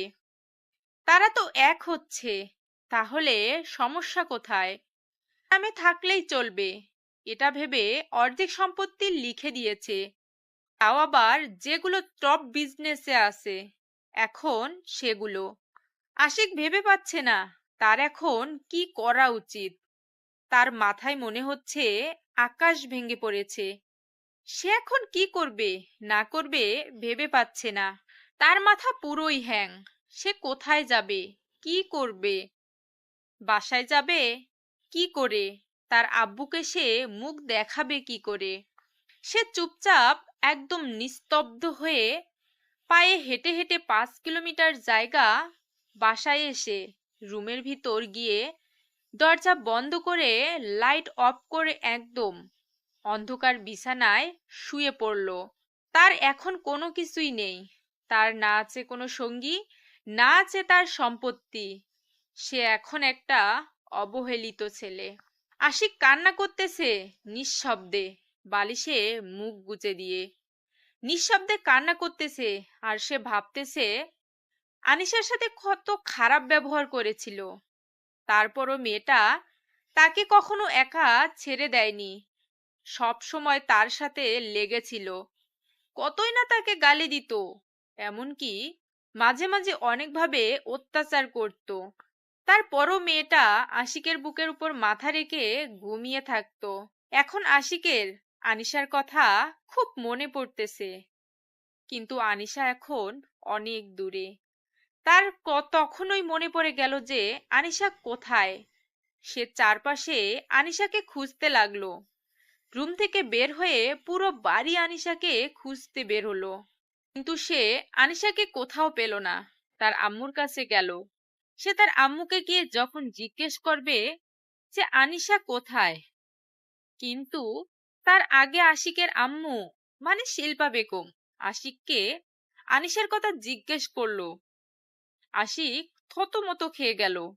কি উত্তর দিবে এখন? তার আম্মুকে ভেবে পাচ্ছে না। কি রে, তুই একা বাসায় ফিরে এসেছিস যে? তোর বউ কই? একটু বাইরে গেছে, একটু পরে চলে আসবে। আমি একটু বিশ্রাম করি, ক্লান্ত লাগতেছে। এসব কি কথা বলছিস তুই? আমার হাতের কাজগুলো কে করে দেবে? তাহলে তুই করে দে। আচ্ছা আম্মু, তুমি মেয়েটাকে এত কষ্ট দাও কিসের জন্য? বুঝি না। আজকে আবার তোর কি হলো যে মেয়েটার জন্য তোর এত মায়া লাগতেছে? ব্যাপার কি? তাকে তো ভালো মতো খাইতে দাও না, ভালো মতো পড়তে দাও না, তারপরও তোমাকে যেটা সম্মান করে সেটা তো বলার বাহিরে। আর তারপরও তুমি তাকে যেটা অত্যাচার করো। বুঝতেছি না তুই হঠাৎ এত পরিবর্তন হচ্ছিস কিসের জন্য? তোকে তো বিয়ে দিয়েছিলাম আমার কাজের মেয়ে আনার জন্য, তাই না? তোমার অত্যাচার আর আমার অত্যাচার সহ্য করতে না পেরে মেয়েটা বাসা ছেড়ে চলে গিয়েছে। চলে গিয়েছে ভালোই হয়েছে, মেয়েটাকে আর সহ্য হচ্ছে না। গ্রামের ক্ষেতমার্কা মেয়ে, কিছুই বোঝে না, হুদাই কথা বলে। তুমি ঠিক বলছো, গ্রামের খ্যাতমার্কা মেয়ে কিছুই বোঝে না, সব কথা সহ্য করে, তারপরও সবকিছু করে দেয়। আজকে তোর কি হয়েছে বুঝতেছি না তো। হঠাৎ করে তুই মেয়েটার পক্ষপাতিত্ব করছিস কিসের জন্য? তোর বাপের মতো। কই কিছু না তো, আমি রুমে যাচ্ছি, আর ডিস্টার্ব করবে না আমাকে, এখন ভালো লাগতেছে না। বিকেলে রেডি থাকিস, মেয়ে দেখতে যাব। আমার একটা বান্ধবীর মডার্ন মেয়ে আছে, তার সাথে তোর বিয়ে দেব। কারণ খ্যাতমার্কা মেয়েকে দেখলাম কি রকম করে। এবার মডার্ন মেয়ের সাথেই তোর বিয়ে দেব। আমি বিয়ে করতেছি না, আমি তো এখন বিবাহিত ছেলে, তাই না? আর আমার বউকে তো ডিভোর্স দেইনি যে অন্য একটা মেয়েকে বিয়ে করে আনবো। তোর মাথা ঠিক আছে? কি আবল তাবল কথাবার্তা বলতেছিস বুঝতেছি না তো। হঠাৎ করে তোর এত পরিবর্তন কিসের জন্য শুনি? তোমার মাথা ঠিক নেই, যার জন্য তুমি এসব আবল তাবল কথা বলতেছো। আমি কালকে একখানে যাব, আর তারপর ফিরে আসব, তারপর তোমাকে বলবো কি করব না করব। তুই আমার কথার অবাধ্য হতে পারিস না, তাহলে কিন্তু ভালো হবে না বলে দিলাম। আমি ভালো করে জানি আমার জীবনে কখনো ভালো হবে না, তোমাকে বলতে হবে না সেটা। আর তুমি যে আমার কি ক্ষতি করবে সেটা বোঝা হয়ে গেছে আমার। তুই জানিস তুই কার সাথে তর্ক করছিস? এত এত বড় স্পর্ধা যে আমার সাথে এত তর্ক করিস? হ্যাঁ, আমি জানি আমি কার সাথে তর্ক করতেছি। আমি একজন অত্যাচারীর সাথে কথা বলতেছি এখন, যে আমাকে ব্যবহার করে একটা মানুষের জীবনকে নষ্ট করে দেয়। কথাটা বলে আশিক সেখান থেকে চলে গেল। আর তার আম্মু মানে শিল্পা বেগম সেখানে স্থির হয়ে দাঁড়িয়ে রইল। তার ছেলের বলা কথাগুলো তার কানে প্রতিধ্বনিত হচ্ছে। শিল্পা বেগম কখনো কল্পনাও করতে পারেনি যে মাহিন তার সাথে এইভাবে আচরণ করবে। আশিক চোখের পানি ফেলতে ফেলতে রুমের ভিতর চলে আসলো। ভিতর থেকে রুমের দরজাটা বন্ধ করে দিয়ে আবার বিছানায় শুয়ে কান্নায় ভেঙে পড়ল। সে ভালো করে বুঝতে পারছে তার মা তাকে নিয়ে কতটা বাজে কাজ করেছে। গ্রামের একটা সহজ সরল মেয়েকে কিভাবে জ্বালিয়ে পুড়িয়ে হাহাকার করে দিয়েছে তার মা, সে এখন হাড়ে হাড়ে বুঝতে পারছে। ভাইয়া, খাবারগুলো পরীক্ষা করে দেখবেন। দাদিমা, আপনি একটু খাবারগুলো মুখে নিয়ে পরীক্ষা করেন, তারপর আমাকে রেজাল্ট দিবেন আমি এখানে থাকতে পারবো কিনা। আমরা তো আর এখানে পরীক্ষা করব না, আমরা সবাই একখানে বসে খাবো, তারপর তোমাকে রেজাল্ট দেওয়া হবে, আরো কিছু মানুষ আসবে তারপর। আচ্ছা ভাইয়া, আমাকে কিছু প্রশ্নের উত্তর দিবেন, যদি আপনার বিরক্ত না লাগে বা যদি ব্যস্ত না থাকেন।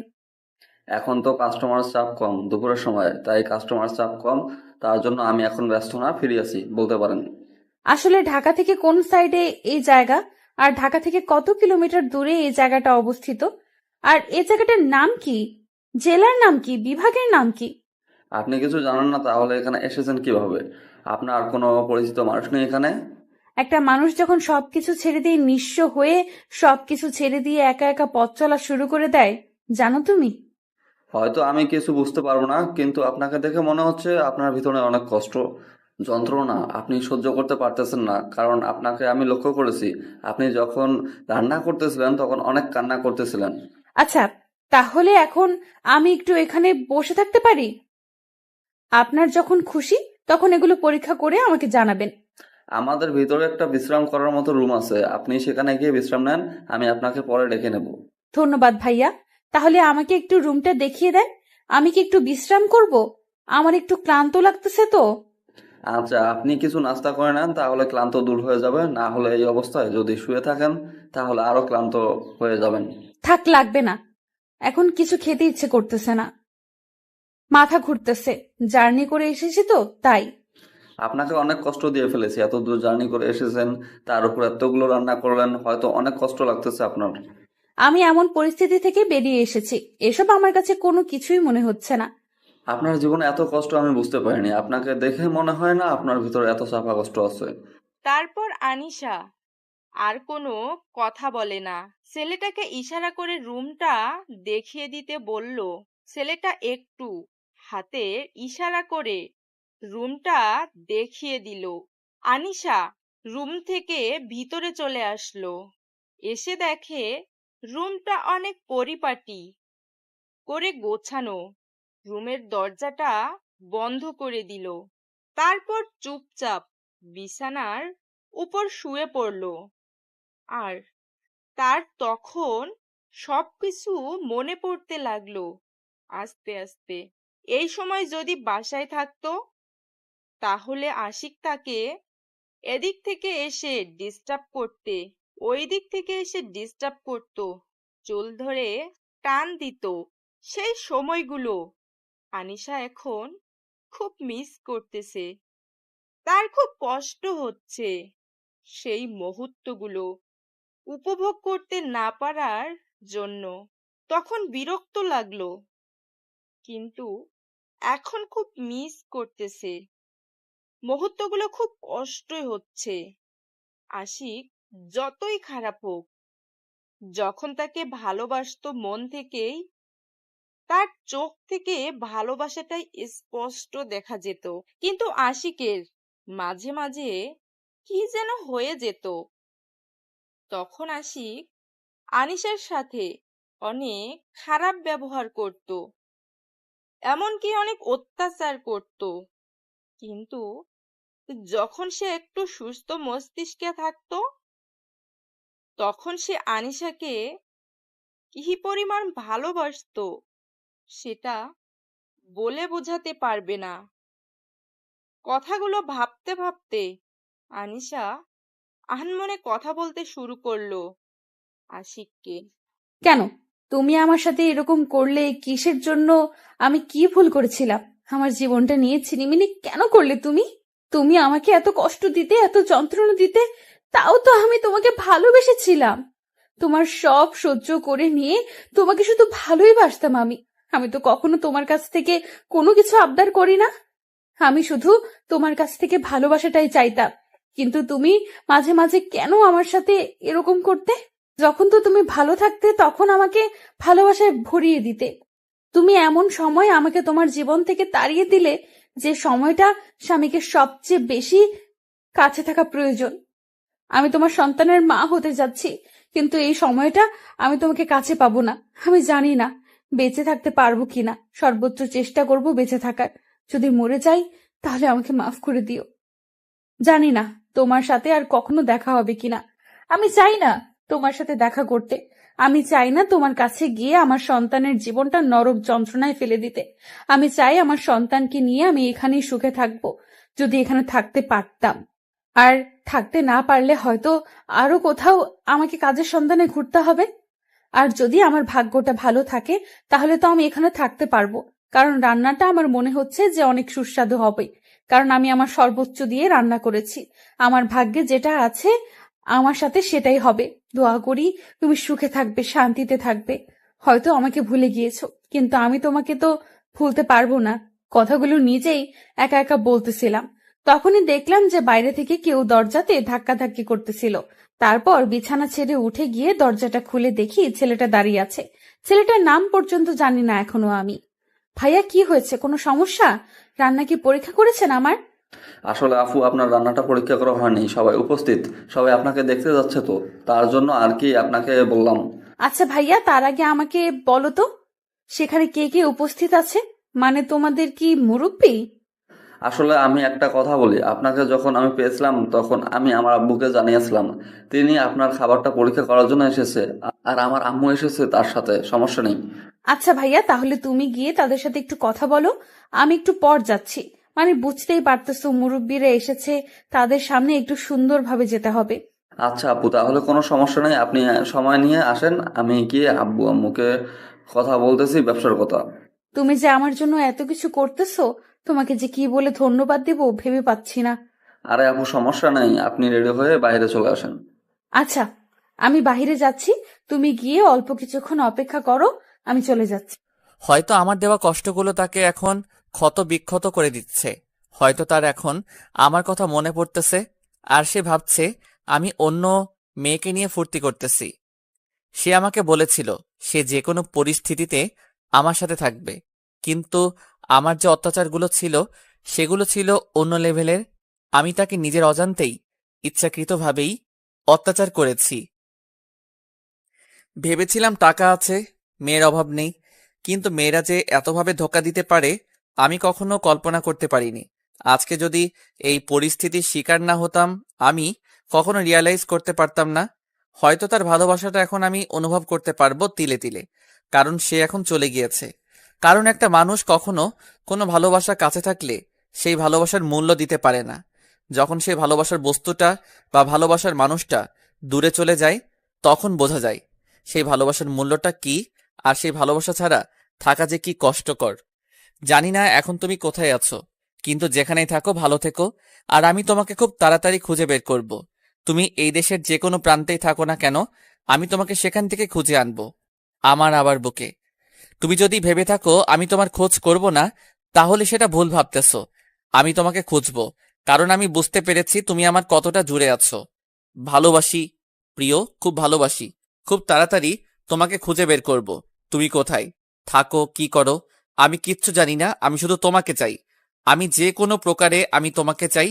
তোমাকে ছাড়া আমি কখনোই বেঁচে থাকতে পারবো না।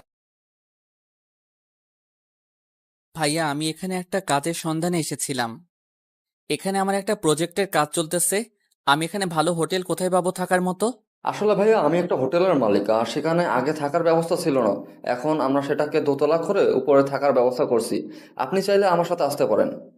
তাহলে তো ভালোই হলো, আমাকে আর এত কষ্ট করতে হবে না। আচ্ছা ভাইয়া, তাহলে আপনি আমার সাথে আসতে পারেন, এখান থেকে 5 মিনিটের রাস্তা। তোমার ছেলে আমাকে এত পরিমাণ জ্বালাতন করছে, আর সহ্য হচ্ছে না। কিছু একটা করো তুমি। এটা কি ধরনের অসভ্যতামি? এরকম করতেছো কিসের জন্য? শান্ত হয়ে থাকো, আমি কাজ করতেছি, দেখতেছো না? আমি বাইরে যাবো, আমি ঘুরতে যাবো, আমাকে ঘুরতে নিয়ে যাও না, তুমি পচো। তোমাকে বলছি না, কালকে বন্ধ থাকবে, তখন সবাই মিলে ঘুরতে যাব। আর সবাই তোমাকে এই কথা বলে নাই? আমি এখন যাব, আমাকে এক্ষুনি নিয়ে যেতে হবে, না হলে কিন্তু কান্না করবো। তুমি কিন্তু এখন অভদ্র হয়ে যাচ্ছ। এটা আমি তোমাকে শিখাইনি, বোঝাই নাই। আমার মুখের উপর তর্ক করার সাহস তোমাকে আমি কখনো দেইনি। আবির তার আম্মুর কথা শুনে একদম চুপ হয়ে গেল। সে ভালো করেই জানে তার আম্মু তাকে যেটা বলে সেটা ভালোর জন্যেই বলে, আর তার আম্মু তাকে সব সময় অনেক আদর করে। সে যেটা আবদার করে সেটাই এনে দেয়। তাই আবির চুপ হয়ে গেল।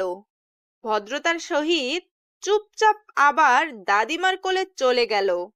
আনিশা নিশ্চিন্তেই আবার কাজে মনোযোগ দিল, কারণ তার এখন আর কোনো টেনশন হবে না। তার ছেলে যখন একবার কথা শুনেছে, সারাদিন সেই কথা পালন করবে। কিন্তু মাঝে মাঝে একটু ঝামেলা করে, ছোট বাচ্চা তো, তাই। আনিশা কাজে মন দিল। ঠিক তখনই অন্তর ডাক দিল। আপু, একটু বাইরে আসো তো, একটা লোকের সাথে যাও, তাকে তুমি উপরের রুম দেখিয়ে দাও, রুমটা ভালো মতো বুঝিয়ে দিয়ে আসো তো। ভাইয়া, আমি এখন যেতে পারবো না, কারণ রান্না বসিয়েছি আর তোমার ছোট আব্বু কান্না করতেছে। আমাকে একটু সুযোগ দাও। আচ্ছা আপু, তাহলে তুমি তোমার কাজ করো, আমি উপরে কাজ করে দিতেছি। আচ্ছা ভাইয়া, তাহলে আমি রান্নাটা শেষ করতেছি। আচ্ছা আপু, তোমাকে আর কিছু বলতে হবে না, আমি বুঝতে পেরেছি। এখন এত চাপ নেওয়ার কোনো দরকার নেই, তুমি আস্তে আস্তে রান্নার কাজটা শেষ করো। এখন লোকজন একটু কম হবে। আচ্ছা, আর যে মানুষটা এসেছে তিনি কি এখানে দুপুরে খাবে নাকি বাইরে থেকে খেয়ে এসেছে? আনিশার কথা শুনে আশিকের মনে কেমন জানি একটা চেনা কণ্ঠ উকি দিতে লাগলো।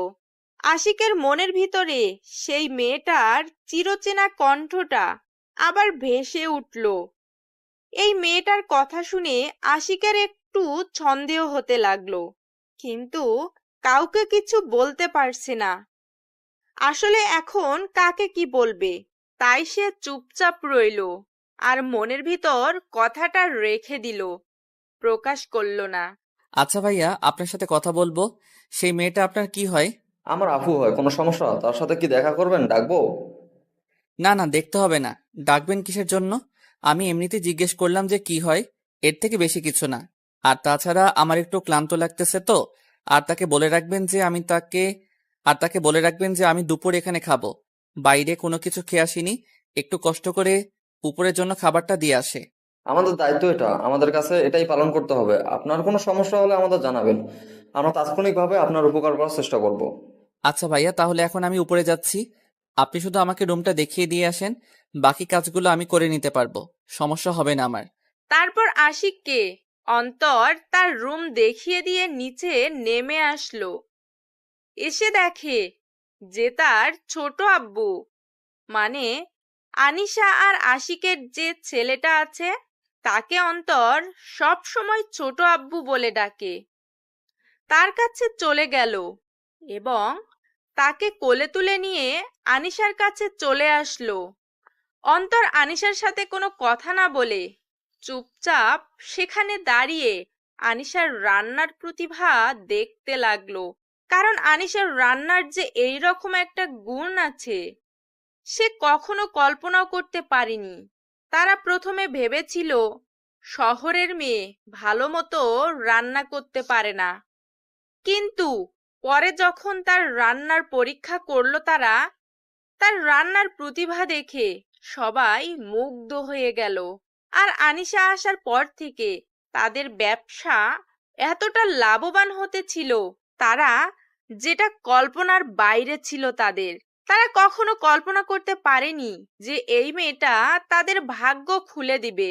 আর আনিশা যখন একদম ভরপুর প্রেগনেন্ট হয়ে পড়েছিল তখন তাকে কোনো কাজ করতে দেওয়া হয়নি, নিজের বোনের মতো দেখেছিল ছেলেটা আনিশাকে।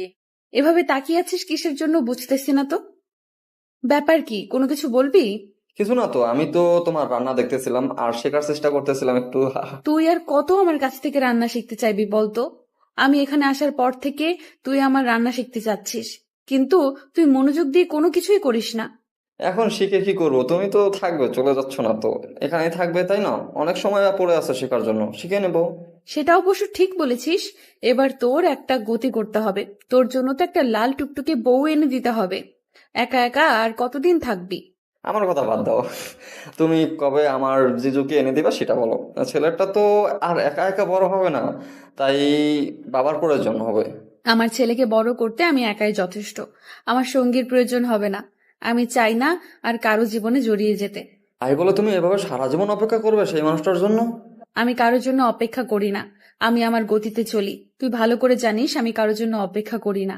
আমি আমার ছেলেকে নিয়ে সারা জীবন কাটিয়ে দেওয়ার স্বপ্ন দেখেছি, যখন শহর ছেড়ে গ্রামে চলে এসেছিলাম তখন থেকেই। আচ্ছা, আমার ভুল হয়ে গিয়েছে, আর আমি কখনো এই কথাগুলো বলবো না, কারণ তোমার মন খারাপ হয়ে যায়। আমি লক্ষ্য করেছি অনেক দিন, তাই আর তোমাকে এই কথাগুলো আমি বলতে চাচ্ছি না।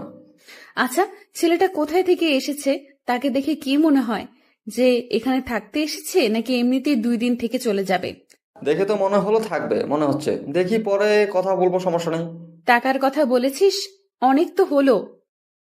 এভাবে অনেক মানুষ তো ফাঁকিবাজি করে চলে গিয়েছে, তাই আর মানুষকে এভাবে প্রশ্রয় দেওয়া হবে না। আমি বাইরে গেলাম, তুমি একটু কষ্ট করে খাবারগুলো তার ঘরে পৌঁছে দিও আর টাকার কথা বলে এসো। আচ্ছা, দুজনে তো বেরিয়ে যাচ্ছিস, বেরিয়ে গেলে তো তোদের খোঁজ খবর কিচ্ছু পাওয়া যাবে না। তাড়াতাড়ি ফিরে আসিস, বুঝছিস? মামা ভাগ্নে যেখানে আপদ বিপদ নেই সেখানে, আমরা একসাথে যতক্ষণ আসছি আমাদের কোনো আপদ বিপদ আসবে না আল্লাহর রহমতে। সেটা না হয় বুঝলাম, কিন্তু তাড়াতাড়ি ফিরে আসিস, বুঝছিস? কথাটা বলে অন্তর আবিরকে নিয়ে বেরিয়ে পড়ল। আনিশা আবার রান্নার কাজে ব্যস্ত হয়ে পড়ল। রান্নার কাজ শেষ করে সবকিছু ঠিকঠাক রেখে রুমে চলে আসলো গোসল করে। অনেকক্ষণ যাবত রান্না করতেছিল, তো প্রচুর গরম লেগেছে, তাই গোসলটা করে নিল। এখনই তারপর সবকিছু ঠিকঠাক করে বাইরে বেরিয়ে আসলো। এসে উপরে যে মানুষটা আছে তার জন্য খাবার সুন্দর করে রেডি করতে লাগলো। আজকে আনিশা আর আশিকের মাঝে এমন একটা ঘটনা হতে চলেছে যেটা তারা কখনোই কল্পনা করেনি, যে এরকম একটা দিন আসবে আবার তাদের মাঝে। এদিকে আশিক রুমটাকে সুন্দর করে পরিপাটি করে সাজিয়ে নিয়েছে, কারণ তাকে এখানে 2 মাসের মতো থাকতে হবে। তার জন্য সে তার বসের কাছ থেকে কিছু টাকা বেশি নিয়ে এসেছে। যে ছেলেটা একদিন কর্মচারী চালাতো, সেই ছেলেটা এখন অন্যের অফিসে কাজ করে। ভাগ্য যে কখন কাকে কোন প্রান্তে এগিয়ে নিয়ে দাঁড় করিয়ে দেবে সেটা বোঝা বড়ই মুশকিল। তারপর আনিশা খাবারগুলো নিয়ে উপরে চলে আসলো, আর আশিক এদিকে রুমে বসে তার ল্যাপটপে অফিসের কাজ করতেছে। আশিক কাজ করতেছিল, তখনই আনিশা বাইরে থেকে এসে কলিং বেলটা বাজিয়ে দিল।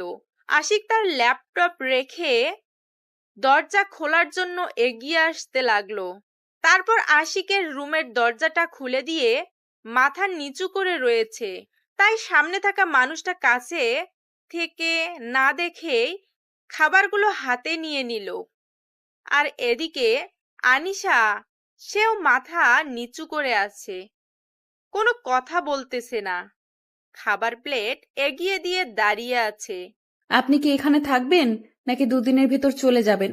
যদি 2-1 দিনের ভেতরে চলে যান তাহলে যে টাকাটা হয় সেটা এখন অগ্রিম দিতে হবে।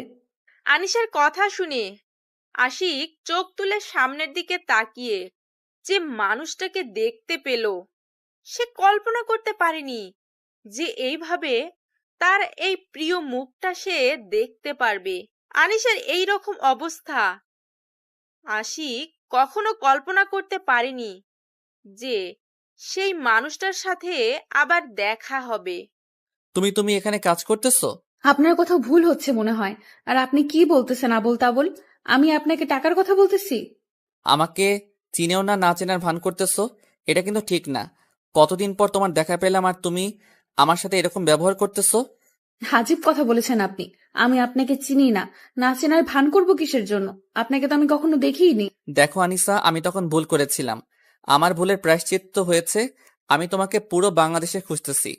আপনার কোথাও ভুল হচ্ছে। আপনি প্লিজ যদি আমার প্রশ্নের উত্তরটা দিয়ে দেন তাহলে খুব ভালো হয়। তুমি কেন আমার সাথে এরকম করতেছো? কেন আমাকে দেখেও না দেখার ভান করতেছো?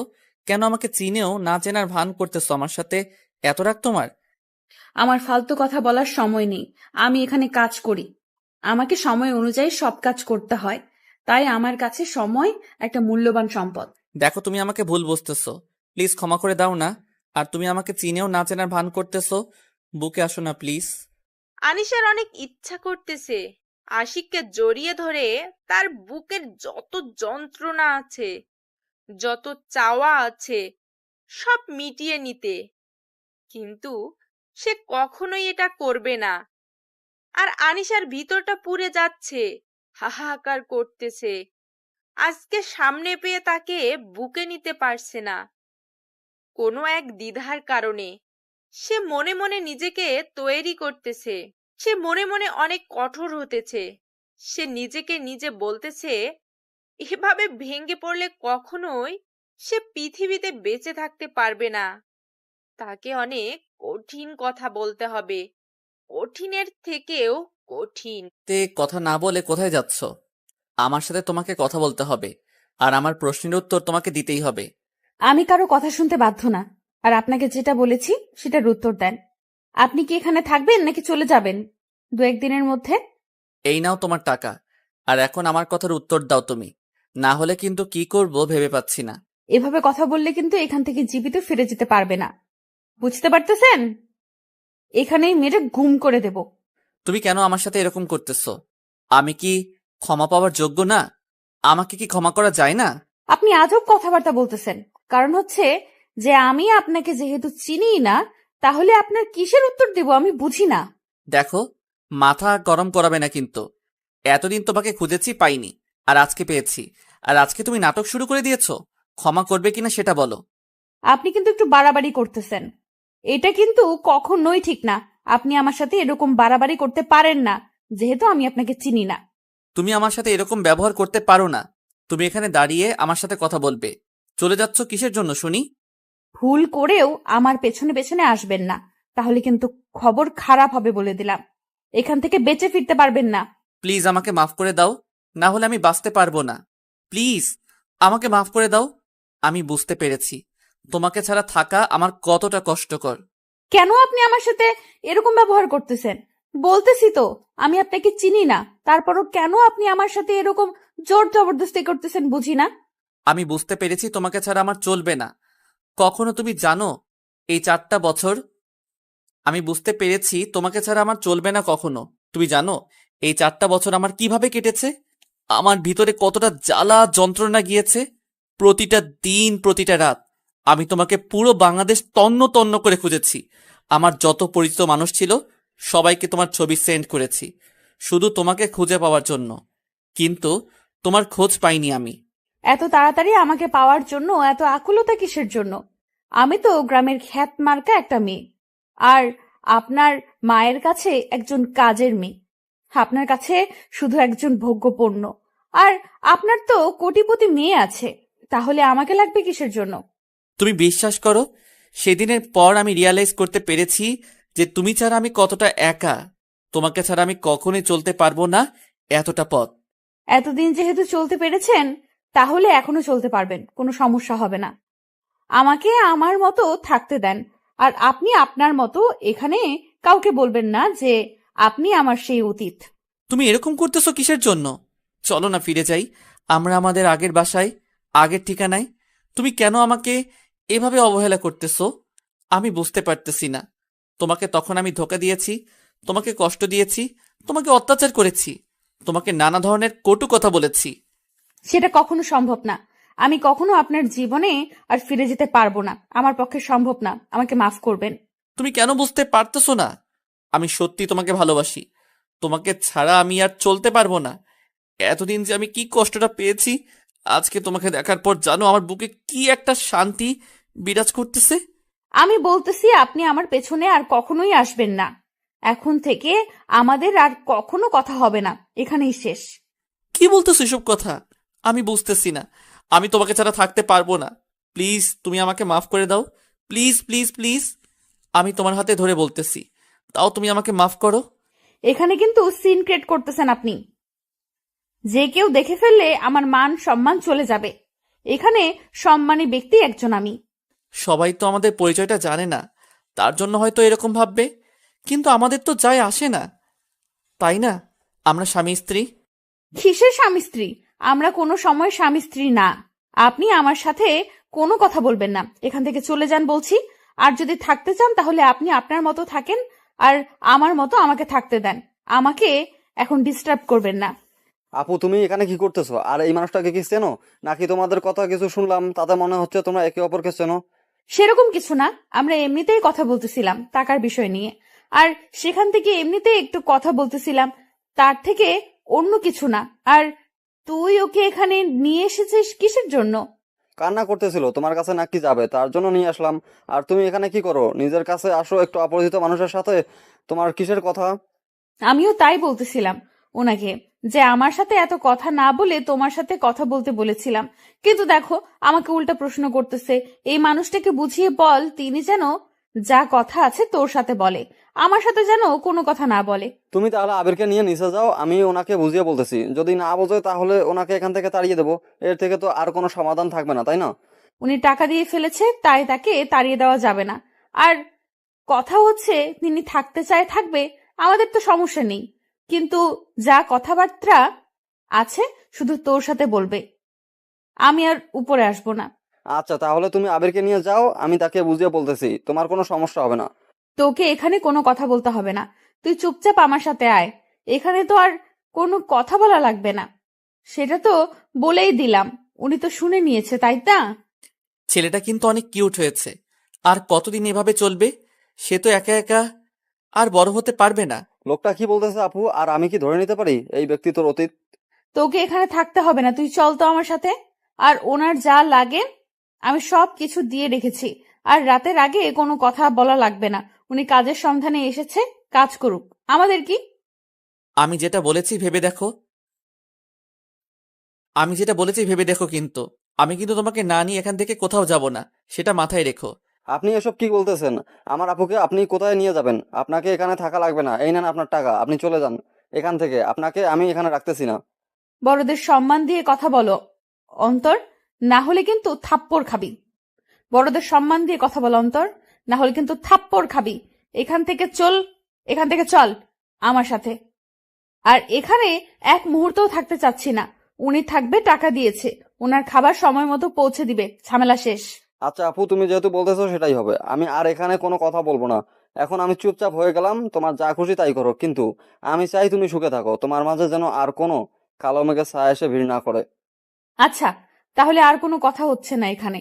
যে যার মতো আছে থাকবে, আমরা কেউ কাউকে ডিস্টার্ব করব না। সে যেন আমাদের কাউকে ডিস্টার্ব না করে, তাহলেই চলবে।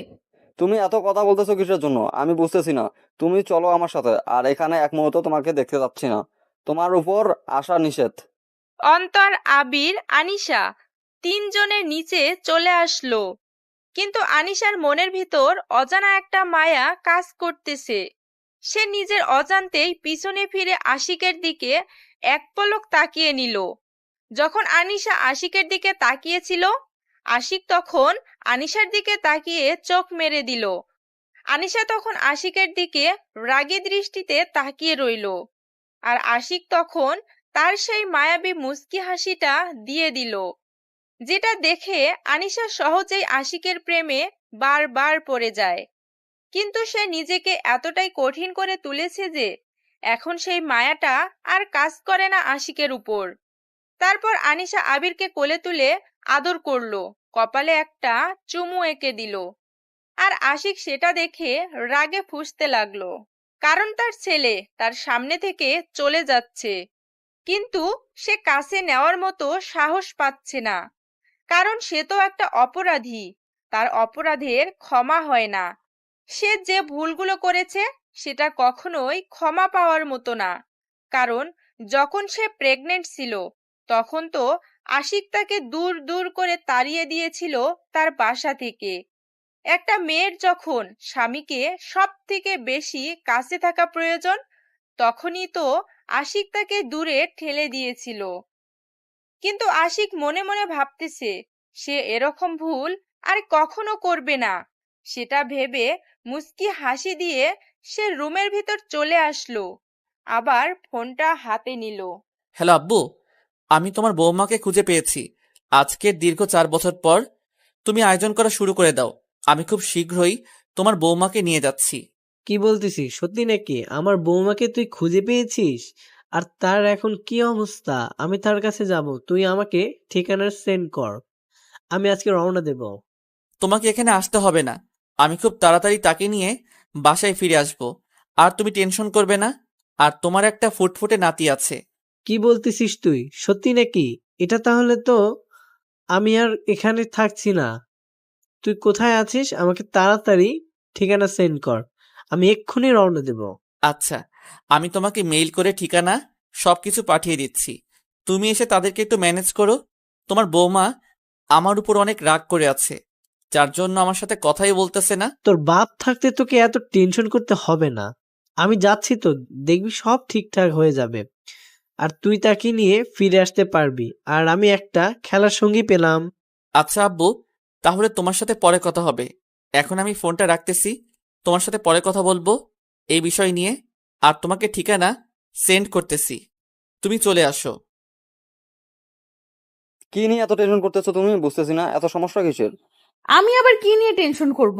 আমি তো ঠিক আছি। আর আমাকে দেখে কি মনে হচ্ছে আমি টেনশনে আছি? এখন আমাকে কাজ করতে হবে, আমাকে কাজ করতে দে। আপু দুলাভাই কিন্তু দেখতে অনেক হ্যান্ডসাম, দেখতে সত্যিই অনেক সুন্দর, তাই না? তুই যদি আর একবার আমার সামনে এমন নোংরা মানসিকতার কথা তুলেছিস তাহলে কিন্তু তোর খবর আছে বলে দিলাম। তাই সাবধানে থাকিস, আর ওই মানুষটার সাথে কোনো কথা বলবি না। তুই শুধু কাজের কথা ছাড়া অন্য কোনো আজাইরা কথা তো বলবিই না। আচ্ছা আপু, তুমি যা বলবে তাই হবে, আমি কোনো কথা বলবো না, আমি চুপচাপ থাকবো, শুধু কাজের কথাই বলবো। এখন তাহলে তুমি কাজ করো, আমি আমার আব্বুর সাথে খেলা করি। তুমি এদিকে আসো, তোমার সাথে কথা আছে। আপনাকে আমি কি বলেছিলাম আপনি আমার সাথে কথা বলবেন না, তারপরেও কেন আপনি এখানে এসেছেন? বললাম না কথা আছে, এত কথা বাড়াও কিসের জন্য? আমি কাজ করতেছি এখন, এখন আমি কোথাও যেতে পারবো না। আপনার সাথে আমার কোনো কথা নেই। আচ্ছা, আমার সাথে তোমার কোনো কথা বলতে হবে না, আমি আমার ছেলেকে নিয়ে যাচ্ছি, পারলে তুমি আটকে দিও আমাকে। কি বললেন? আরেকবার বলুন তো শুনি। আপনাকে এখানে আমি মেরে ফেলবো তাহলে। আমার সন্তানের দিকে যদি নজর দিয়েছেন। সন্তানটা তোমার একার না, তাই না? আমি যদি এখন কোর্টে যাই তাহলে কিন্তু আমার পক্ষে রায় দেবে, তার থেকে আমি কোনো ঝামেলা করতে চাচ্ছি না। আমি চাই না আপনার সাথে কোনো ধরনের ঝামেলা বাড়াতে। আপনি শুধু আমার লাইফ থেকে সরে গেলেই হবে। আমি আপনার কাছ থেকে ক্ষমা চাচ্ছি। এখন সব তোমার হাতে, তুমি কি আমার সাথে যাবে নাকি এখানে থাকবে? যদি এখানে থাকতে চাও তাহলে আমি আমার সন্তানকে নিয়ে যাব। কেন এরকম করতেছেন? আপনি তো চেয়েছিলেন যে আমি আপনার লাইফ থেকে সরে যাই, আমি তো সরে এসেছিলাম, তারপরও কেন আপনি আমার সাথে এমন করবেন? আমি এত কথা বলতে পারবো না, আব্বু আসতেছে এখানে, তুমি রেডি থেকো, আব্বু আসার পর আমরা এখান থেকে বেরিয়ে পড়ব। তোর এত বড় কলিজা, আমার আপুকে হুমকি দিচ্ছিস? তোকে আমি এখানে জ্যান্ত পুঁতে ফেলবো। দেখো ভাইয়া, তোমার সাথে আমার কোনো শত্রুতা নেই, এখানে তুমি তাকে আশ্রয় দিয়েছিলে, তাকে কাজের মেয়ের মতো খাটিয়ে দিয়েছো। আপনার এত বড় সাহস আমার আপুর নামে এরকম কথা বলতেছেন? আমি আমার আপুকে সবসময় মাথায় তুলে রেখেছি। সেটা তো আমি দেখতে পাচ্ছি, কি করতেছেন আর কি না করতেছেন। এখন কোনো কথা বলবেন না, এখানে আমাদের স্বামী স্ত্রীর মাঝখানে। কিসের স্বামী স্ত্রী? যখন আমার আপু মৃত্যু পথযাত্রী ছিল তখন কোথায় ছিল এই দাবি আপনার? তখন কোথায় ছিল এইরকম বাবা হওয়ার অধিকার? আমি তার জন্য ক্ষমা প্রার্থী, আমি সত্যি অনেক বড় অপরাধ করেছি, আমি তার সাথে অনেক বড় অন্যায় করেছি, আমি তার কাছে জোরহাত করে ক্ষমা চাইছি, তারপর সে কেন আমাকে ক্ষমা করবে না? কেন মানুষকে কি ক্ষমা করা যায় না? তার জন্য একটা মানুষের উপর চাপ প্রয়োগ করে তাকে এখান থেকে নিয়ে যেতে পারেন না। তিনি যদি যেতে চান তাহলে যাবে, আর যদি যেতে না চায় আপনার বাপেরও খাটাম নেই আপুকে এখান থেকে নিয়ে যাওয়া। দেখো ভাইয়া, তোমার সাথে আমি রাগারাগি করতে চাচ্ছি না, তুমি যেটা বলতেছো তোমার দিক দিয়ে ঠিক হচ্ছে, কিন্তু আমি যেটা করতেছি আমার দিক দিয়ে ঠিক আছে, কারণ আমি অপরাধী, তাই তুমি যেটা বলবে সেটা এখন আমাকে মাথা পেতে নিতে হবে। ভাইয়া, এরকম অমানুষের সাথে কথা বলে কোনো লাভ হবে না। তার থেকে তুই তোর কাজে মন দে, আমি আমার কাজ করতেছি। আর ওনাকে এখান থেকে চলে যেতে বল। আচ্ছা আপু, তুমি যেটা বলবে সেটাই হবে। ভাইয়া আপনি এখান থেকে চলে যান, আমাদের কাজের ডিস্টার্ব হচ্ছে। আপনি এখানে থাকলে আমাদের কাস্টমাররা কি ভাববে বলেন তো? পরিবেশটা নষ্ট হয়ে যাচ্ছে আমাদের এখানকার। আচ্ছা ভাইয়া, আমি কালকে চলে যাচ্ছি, কিন্তু আমি বউ আর সন্তানকে নিয়ে যাব। আমার আব্বু এখানে একটু পরে এসে পৌঁছাবে, আমি তখন এখান থেকে আমার সন্তানকে নিয়ে যেতে যাচ্ছি, আশা করি কেউ মানা করবে না। আচ্ছা, আপনি আপনার সন্তানকে নিয়ে যেতে চাচ্ছেন, তাহলে এখানে উকিলকে এনে নিয়ে যেতে হবে, কারণ আমরা এলাকার মানুষ সবাই জানি এই আপুটা কত কষ্ট করে তার সন্তানকে লালন পালন করেছে। আপনি এসে বললেন আর আমরা তাকে যেতে দিলাম, এত সহজ না। আচ্ছা তাহলে তাই হবে, আমি সবকিছু কমপ্লিট করি, তারপর আমার সন্তানকে এখানে নিতে আসব। আমি তাহলে আজকে সন্ধ্যার পর এখান থেকে বেরিয়ে পড়ব। তাহলে আপনার সাথে কোর্টে লড়াই করতেছি, আমরা প্রস্তুত, কারণ আমাদের তো আর উকিলের কেনার টাকা লাগবে না, আমার বাবা নিজে একজন উকিল। এত কথা হচ্ছে কেন? এখানে উনি ওনার সন্তানকে নিয়ে যেতে চাইলে আমরা দিয়ে দিব। কি বলতেছো আফু এসব কথা? তোমার মাথা ঠিক আছে? তুমি কি বলতেছো? মাথায় কি কিছু আছে? তুমি এত কষ্ট করে সন্তান লালন পালন করতেছো আর তাকে ছেড়ে দিবে এত সহজে? আমি চাই না আমার জন্য কারো কোনো ক্ষতি হোক, বা আমার জন্য আঙ্কেল এত বড় একটা ঝুঁকি নিয়ে কাজ করবে, তার সামনে কোনো বিপদ হতে পারে, কারণ খারাপ মানুষ কখনো মানুষের ভালো দেখতে পারে না। তুই তাহলে একা কিভাবে থাকবি? এতদিন ধরে না হয় আমাকে বলতিস যে তোর সন্তানকে নিয়ে তুই সারা জীবন কাটিয়ে দিবি, এখন? আমার কথা বাদ দে তো, এখন তোর কথা তুই ভাব, আর আমার যা কপালে আছে তাই হবে। আর এই যে মিস্টার, আপনি আপনার সন্তানকে নিয়ে যেতে পারেন, আমরা কেউ কোনো রকম বাধা প্রদান করব না। আমার সন্তান কেন? আমি সন্তানের মাকে নিয়ে যেতে এসেছি, আর সন্তানকে নিয়ে যেতে এসেছি। তাহলে একজনকে নিয়ে অন্যজনকে ছেড়ে দেব কিসের জন্য? দেখেন, আমি এত কথা বলতে পারবো না আপনার সাথে। আমি এত কথা বলতে পারবো না আপনার সাথে। আপনি এখান থেকে চলে যান, সেটাই ভালো হবে। আর আপনি আপনার সন্তানের দাবি করেছেন, আপনার সন্তানকে আমি দিয়েছি, নিয়ে চলে যান এখান থেকে। আমার উপর আপনার কোনো দাবি থাকবে না। কথাটা মাথায় রেখো। এখনো তুমি আমার বউ আছো, তাই তোমার উপর অধিকার আমার আছে। আমি আপনার কোনো কথা শুনতে রাজি না। আমি নিজে করে নিজে খাই, আপনার কথা শুনবো কিসের জন্য? আর যখন প্রয়োজন ছিল তখন তো আমাকে ব্যবহার করেছেন, আর এখন প্রয়োজন আছে আবার নিয়ে যাচ্ছেন। আমার ব্যবহার করে ছেড়ে দেবেন না, এটাই আপনার লক্ষ্য, তাই না? দেখো, আমি কোনো কথা বলতে চাচ্ছি না, যেটা বলতেছি সেটাই হবে। আমি কোথাও যেতে পারতেছি না এখান থেকে। আমি এখানেই থাকবো, এখানেই মরবো, এখানেই আমার মাটি হবে। আমি এখান থেকে কোথাও যাব না। আব্বু চলে এসেছে। দেখো, এখন তো একটু নিজেকে সামনে রাখো, নিজেকে কন্ট্রোলে রাখো। সামনে গিয়ে তাকে রিসিভ করে নিয়ে আসো। আমি পারবো না। কিসের জন্য যাব? আমার তো এখানে আপনাদের কাউকে চিনি না। সো আপনারা আপনাদের মতো থাকেন। এবার কিন্তু বাড়াবাড়ি হয়ে যাচ্ছে, ভালো হবে না বলে দিলাম। তাই যেটা বলতেছি সেটাই করো। আনিশা কোনো কথা না বলে চুপচাপ সে রান্নাঘর থেকে বেরিয়ে আসলো। তারপর গুটি গুটি পায়ে নিজের মুখে কাপড় মরিয়া দিয়া লোকটাকে রিসিভ করে আনলো।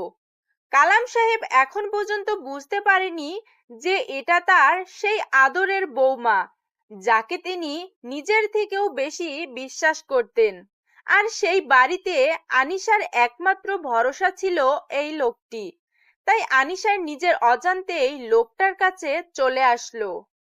কালাম সাহেব চুপচাপ মেয়েটার সাথে আসতে লাগলো, কিন্তু কালাম সাহেবের সন্দেহ হচ্ছে যে তার ছেলে না আসে মেয়েটা কেন আসলো এখানে।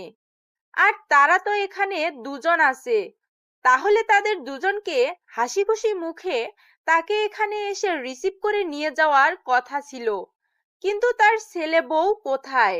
আচ্ছা মা, আমার ছেলে কি তোমাকে এখানে পাঠিয়েছে নাকি অন্য কেউ পাঠিয়েছে তোমাকে এখানে আমাকে রিসিভ করে নিয়ে যাওয়ার জন্য? আনিশা মহা বিপদে পড়ে গেল। কি বলবে না বলবে ভেবে পাচ্ছে না। সে যদি এখন কথা বলে তার কাছে ধরা খেয়ে যাবে, কারণ উনি একমাত্র ব্যক্তি যে সব সময় তার পাশে ছিল। তার মানে এখন যদি কথা বলে তাহলে ধরা খেয়ে যাবে, এটা শিওর। আনিশা কোনো কথা না বলে চুপচাপ বাড়িতে আসতে লাগলো। সেটা দেখে কালাম সাহেব বিরক্ত নিয়ে মেয়েটার সামনে এসে দাঁড়িয়ে পড়ল। কালাম সাহেবের সন্দেহ হতে লাগলো এটাই তার বৌমা। তার কি হাল হয়েছে এখন চেনা যাচ্ছে না, চেহারাটা আগের মতো নেই, নষ্ট হয়ে গিয়েছে। আমি তোমাকে যেটা বলেছি সেটার উত্তর দিচ্ছ না কিসের জন্য? আমি চিনে ফেলেছি। আপনাদের এরকম ঘটনা আমার ভালো লাগতেছে না। এক সময় বলেছিলেন যে বাসা থেকে বেরিয়ে না গেলে মেরে ফেলা হবে, আর এখন আমার পেছনে লেগে পড়েছেন কিসের জন্য? তুমি যেটা খুশি সেটাই বলতে পারো, আমি মাথা পেতে নেব, কারণ তুমি ভালো করে জানো আমার ব্যবহার। দেখেন বাবা, আপনারা এখান থেকে চলে গেলে আমি খুশি হতাম।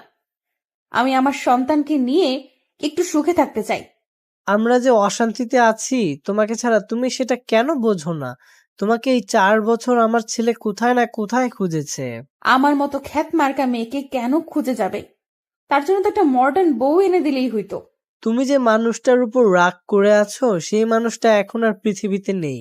কি বলতেছেন এসব আপনি? আপনার মাথা ঠিক আছে? আমাকে মিথ্যা বলতেছেন? তুমি যখন বাসা ছেড়ে চলে এসেছিলে না, তখন সে তার ভুলটা বুঝতে পেরেছিল, আর তোমাকে খোঁজার জন্য রাস্তায় রাস্তায় সব সময় ঘুরে বেড়াইতো। আর হঠাৎ করে একদিন আমরা ফোন করে জানতে পারি যে সে... আব্বু, আপনি কান্না করলে কিন্তু আমি ভালো মতো থাকতে পারি না। আমার ভেতরে কিন্তু ভেঙে যায় একদম। আপনি ভালো করে জানেন, প্লিজ কান্না করবেন না। জানো, যখন তুমি ছেড়ে চলে এসেছিলে না, তখন থেকে আমরা পথের ফকির হয়ে গিয়েছি। আমার ছেলেটা মেয়ের নেশায় পড়ে সব সম্পত্তি নষ্ট করে দিয়েছে। কি বলতেছেন এসব কথা আপনি আমাকে? আপনাদের এরকম হাল হয়ে গিয়েছে কেন? যখন থেকে আমার ছেলেটা বুঝতে পেরেছে যে তুমি ছাড়া আমাদের সংসারটা একদম অচল, তখন থেকেই তোমাকে খুঁজতে বেরিয়েছিল, কিন্তু তোমাকে কোথাও খুঁজে পাওয়া যায়নি। তুমি জানো আমি সবাইকে বলতাম যে আমি খুঁজতে যাই না, কিন্তু প্রতিটা রাতে আমি তোমাকে খুঁজতে বের হইতাম। আমার জন্য আপনাদের মাঝে যদি এতই সমস্যা, তাহলে কেন আমাকে এইভাবে দূর দূর করে তাড়িয়ে দিলেন? আমাকে কেন এত কষ্ট করাইলেন? আমি তো সুখে থাকতে পারতাম না? আমার তো কষ্ট কম হয়নি। মারে, সব সময় সবাই একই থাকে না। মানুষ নিজের ভুলটা বুঝতে পারে। মানুষকে একবার অন্তত সুযোগ দেওয়া উচিত। কিন্তু বাবা, আমি যে ফিরে যেতে পারবো না। আমি কোন মুখে আপনাদের সাথে ফিরে যাব বলেন তো? আমি যেতে পারবো না, আমাকে ক্ষমা করবেন। আমি এখানে এসেছি আর তুমি যাবে না? এটা কি বলতেছো আমাকে? আমার মান সম্মান বলতে তুমি কিছু রাখবে না? যেটুকু আছে সেটুকু কি থাকবে না? আচ্ছা, এখানে এত কথা না বলি। রাস্তার মানুষ সবাই আমাদের দিকে তাকিয়ে আছে। চলেন গিয়ে বিশ্রাম করবেন, পরে ভেবে দেখা যাবে। আমার দাদুভাই কোথায়? আমি তাকে দেখতেছি না তো। সে কোথায় থাকে? দেখার জন্য তো আমার প্রাণটা বেরিয়ে যাচ্ছে। ভেতরে আসেন, হয়তো ভেতরে বসে বসে খেলা করতেছে, গিয়ে তার সাথে কথা বলবেন। এখন আসেন এখানে, আর চোখের পানি ফেলে কোনো কাজ হবে না। ভেতরে চলেন। তারপর দুজনে বাসার ভিতরে প্রবেশ করলো। দূর থেকে আশিক তাকিয়ে দেখতেছে তাদের দুজনকে, তাদের দুজনের মুখের হাসি, আর সেটা দেখে আশিকের মনের ভিতর প্রশান্তি কাজ করতে লাগলো। তাহলে তার বাবা এখানে আসা সফল হয়েছে। আশিক এখনো নিজেকে দোষারোপ করতেছে যে আজকে এই রকম হতো না। সে যদি তখন একটু বুঝতে পারতো, তাহলে তাকে আর ভালোবাসার মানুষের কাছ থেকে এত দূরে থাকতে হতো না এতদিন। হয়তো আজকের দিনটা তাদের মাঝে অন্যরকম একটা আনন্দদায়ক হতো, কিন্তু আজকে কষ্টের ভিতরে আনন্দ হচ্ছে, সেটা অন্যরকম। তার ভুলের জন্য সে ভালোবাসার মুহূর্তগুলো হারিয়ে ফেলেছে। সে আর এক মুহূর্ত হারাতে চায় না। ছাড়ো তো, আমাকে আমার কাজ করতে দাও। এতদিন পর তোমাকে কাছে পেলাম, আর তোমাকে এত সহজে ছেড়ে দেব কিসের জন্য শুনি? বিরক্ত লাগতেছে, ছেড়ে দাও। এখন উঠবো, এখানে থাকতে মন চাচ্ছে না। এত কথা বলো কিসের জন্য শুনি? আগে তো এরকম করে কথা বলতে না, এখন এত বেশি বকবক করো কেন? বেশি রকম ভালো হবে না বলে দিলাম। এখন যেটা বলতেছি সেটাই করো, না হলে কিন্তু ভালো হবে না। আমাকে ছেড়ে দাও। শুয়ে আছো, শুয়ে থাকো। এত কথা বলো কিসের জন্য? বিরক্ত করতেছো আমাকে। আমার হাতের কাগজগুলো তো আমাকে আমার হাতের কাজগুলো তো আমাকে করতে হবে, আর সেখানে তো তুমি গিয়ে সাহায্য করবে না। তাই তোমার এই ন্যাকামি দেখার সময় আমার নেই, আমাকে কাজ করতে হবে। অনেক কাজ করেছো, এখন তো একটু বিশ্রাম করবে, তাই না? এত কাজ কেমনে করো? এখন একটু শুয়ে থাকো আমার পাশে, আমার তো ভালো লাগতেছে। অতিরিক্ত ভালো লাগা আবার ভালো না, পরে আবার দূর দূর করে তাড়িয়ে দেবেন। সেটা থেকে আমি এখন থেকে কাজ করে খাই, পরে সমস্যা হবে না। আমাকে আর লজ্জা দিতে হবে না। এখন শুয়ে আছো, শুয়ে থাকো। আর একবার যদি নড়াচড়া করেছো, আমাকে ডিস্টার্ব করলে কিন্তু অত্যাচার শুরু করে দেব। সেটাই তো করতে পারবা, আর কি করতে পারবে? অসহায় মেয়েদেরকে তো সব সময় দুঃখ কষ্ট দিতে ভালো লাগে। অনেক হয়েছে, আর কোনো কথা শুনতে চাচ্ছি না। এখন একটু আমার বুকে শুয়ে থাকো মাথা রেখে। আমার যে কাজগুলো আছে সেগুলো কে করবে শুনি? আমাকে আমার কাজগুলো করতে দাও, আর এখন ডিস্টার্ব করবে না। আচ্ছা, কি আর করার? এত কথা বললে তো আর তোমাকে ধরে রাখা যাবে না। এখন আমাদের ছেলের একটা বোন দরকার, তাই না? এটা পরে দেখা যাবে, এখন আপাতত লাগবে না তার বোন। আচ্ছা, আমার ছেলেটা কোথায় থাকে? তাকে তো সকাল থেকে তো দেখতে পাচ্ছি না, কই সে? এখন আমাকে কি ছেড়ে দিবেন? না এভাবে পেটের উপর হাত রেখেছেন কিসের জন্য? ছেড়ে দেন আমাকে। এতক্ষণ তো তুমি তুমি করে বলতেছিলে, এখন আবার আপনি হয়ে গেলাম, ব্যাপার কি? এখানে কোনো ব্যাপার স্যাপার নাই, এখানে কোনো ব্যাপার স্যাপার নাই। এখন যেটা বলতেছি সেটাই করেন, না হলে কিন্তু আমি চিৎকার করতে বাধ্য হব। এখনো তুমি ছোট বাচ্চা না যে চিৎকার করবে। এখন তোমার একটা বাচ্চা আছে, তোমার একটা মান সম্মান আছে, তাই না? ভালো লাগতেছে না বলে দিচ্ছি, তারপরও কেন আপনি আমার সাথে জোর জবরদস্তি করতেছেন? বললাম তো পরে, এখন না। তাহলে কখন? আমি কিন্তু আর দেরি করতে পারবো না। কালকে থেকে যে পরিমাণ জ্বালাতন করতেছে। আমি আপনার কি ক্ষতি করেছি? আপনি কেন আমাকে সেখান থেকে নিয়ে এলেন? তারা কি কষ্ট পেয়েছে দেখেছেন তাদের দিকে তাকিয়ে একবারও? তারা কি তোমাকে সেখানে বসিয়ে রেখেছিল যে তারা কষ্ট পাবে? তোমাকে দিয়ে তো তারা কাজ করিয়ে নিয়েছে, তাই? তার মতো স্বার্থপর মানুষ কখনো মানুষের ভালোবাসা দেখবে না, শুধু কাজগুলো দেখবে। সেটা ভালো করে জানি। আর তারা কি পরিমাণ যে আমাকে ভালোবেসেছিল সেটা আমার মন জানে আর আমি জানি।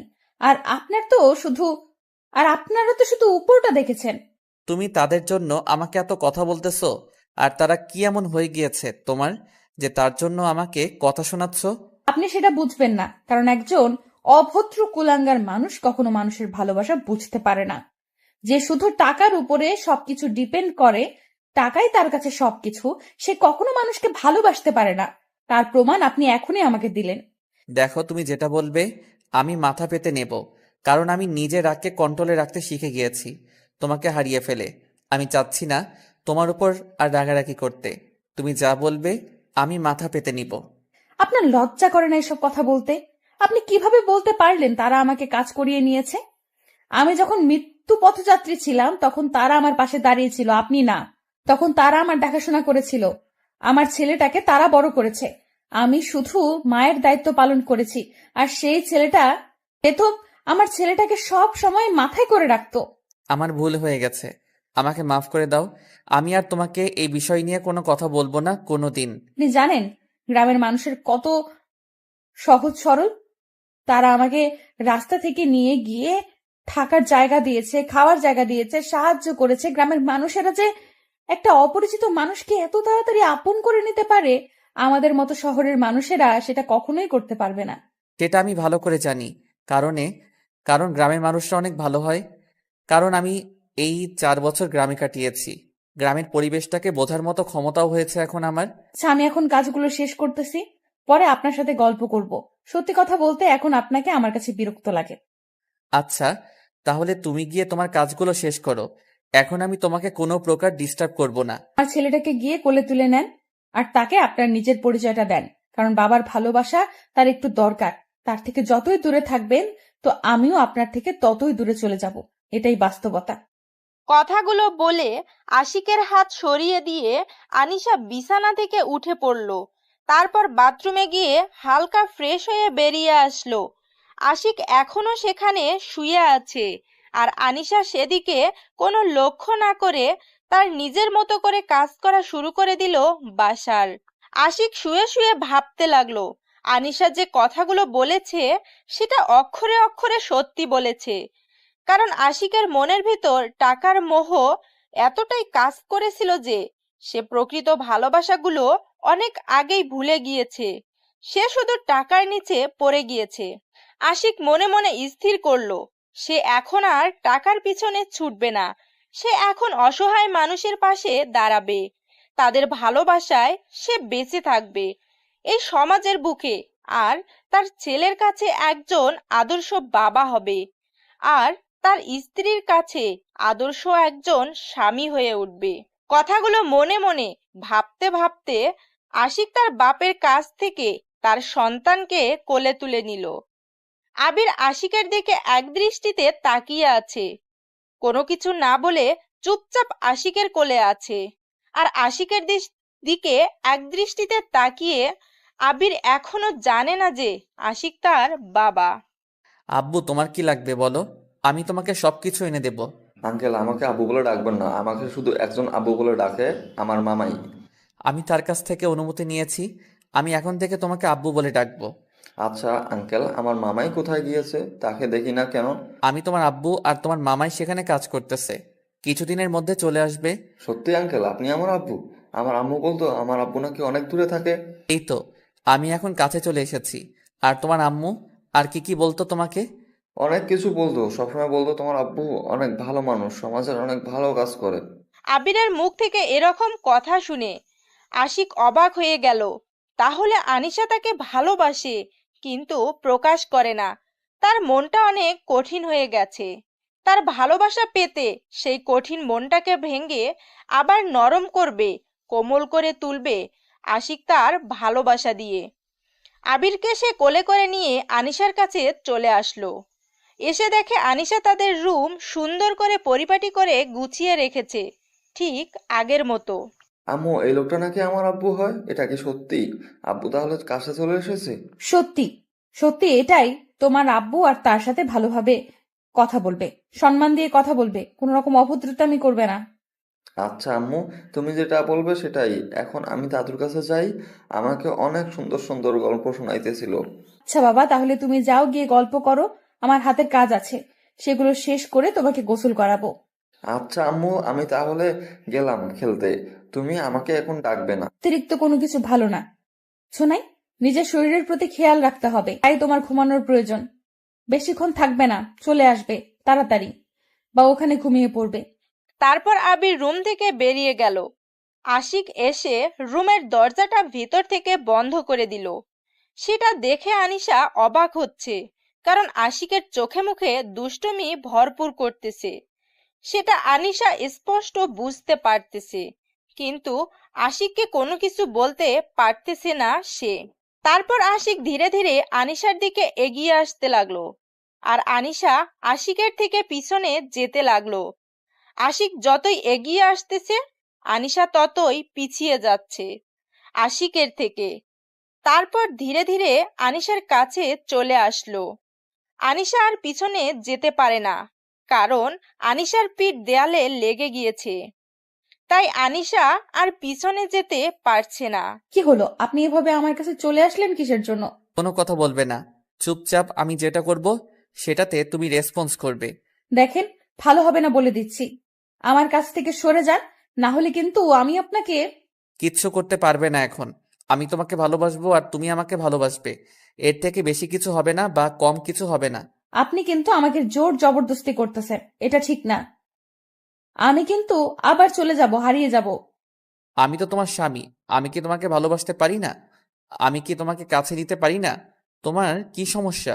আমি কি সেটা একবারের জন্য মুখ দিয়ে বলেছি যে আপনি আমার কাছে আসলে বা আপনি আমাকে ভালোবাসলে বা আপনি আমাকে আদর করলে আমার সমস্যা হবে? আশিক আনিশার কথা শুনে নিজের ঠোঁট দুটো নিমজ্জিত করে দিল আনিশার ঠোঁটে। কতদিন পরে সে এই তৃপ্তিটা অনুভব করতেছে। আশিক যখন আনিশার ঠোঁট নিজের ঠোঁটে নিয়েছে, আনিশার মনের হচ্ছে সে অন্যরকম একটা ফিলিংস কাজ করতেছে। আনিশার শরীরে বিন্দুমাত্র শক্তি নেই। আনিশা আশিকের শরীরের উপরে নিজের শরীরটা এলিয়ে দিল, আর আশিক আনিশাকে কোলে তুলে নিয়ে বিছানার উপর শুইয়ে দিল, আর আশিক তার উপর শুয়ে পড়ল। ধীরে ধীরে দুজনেই ভালোবাসার সাগরে পাড়ি জমাতে লাগলো, একে অন্যকে জড়িয়ে ধরে ভালোবাসার তৃপ্তি মিটিয়ে নিচ্ছে। প্রতিদিন ভালোবাসার নতুন নতুন গল্প পেতে চ্যানেলটি সাবস্ক্রাইব করে পাশে থাকা বেল বাটনে ক্লিক করুন।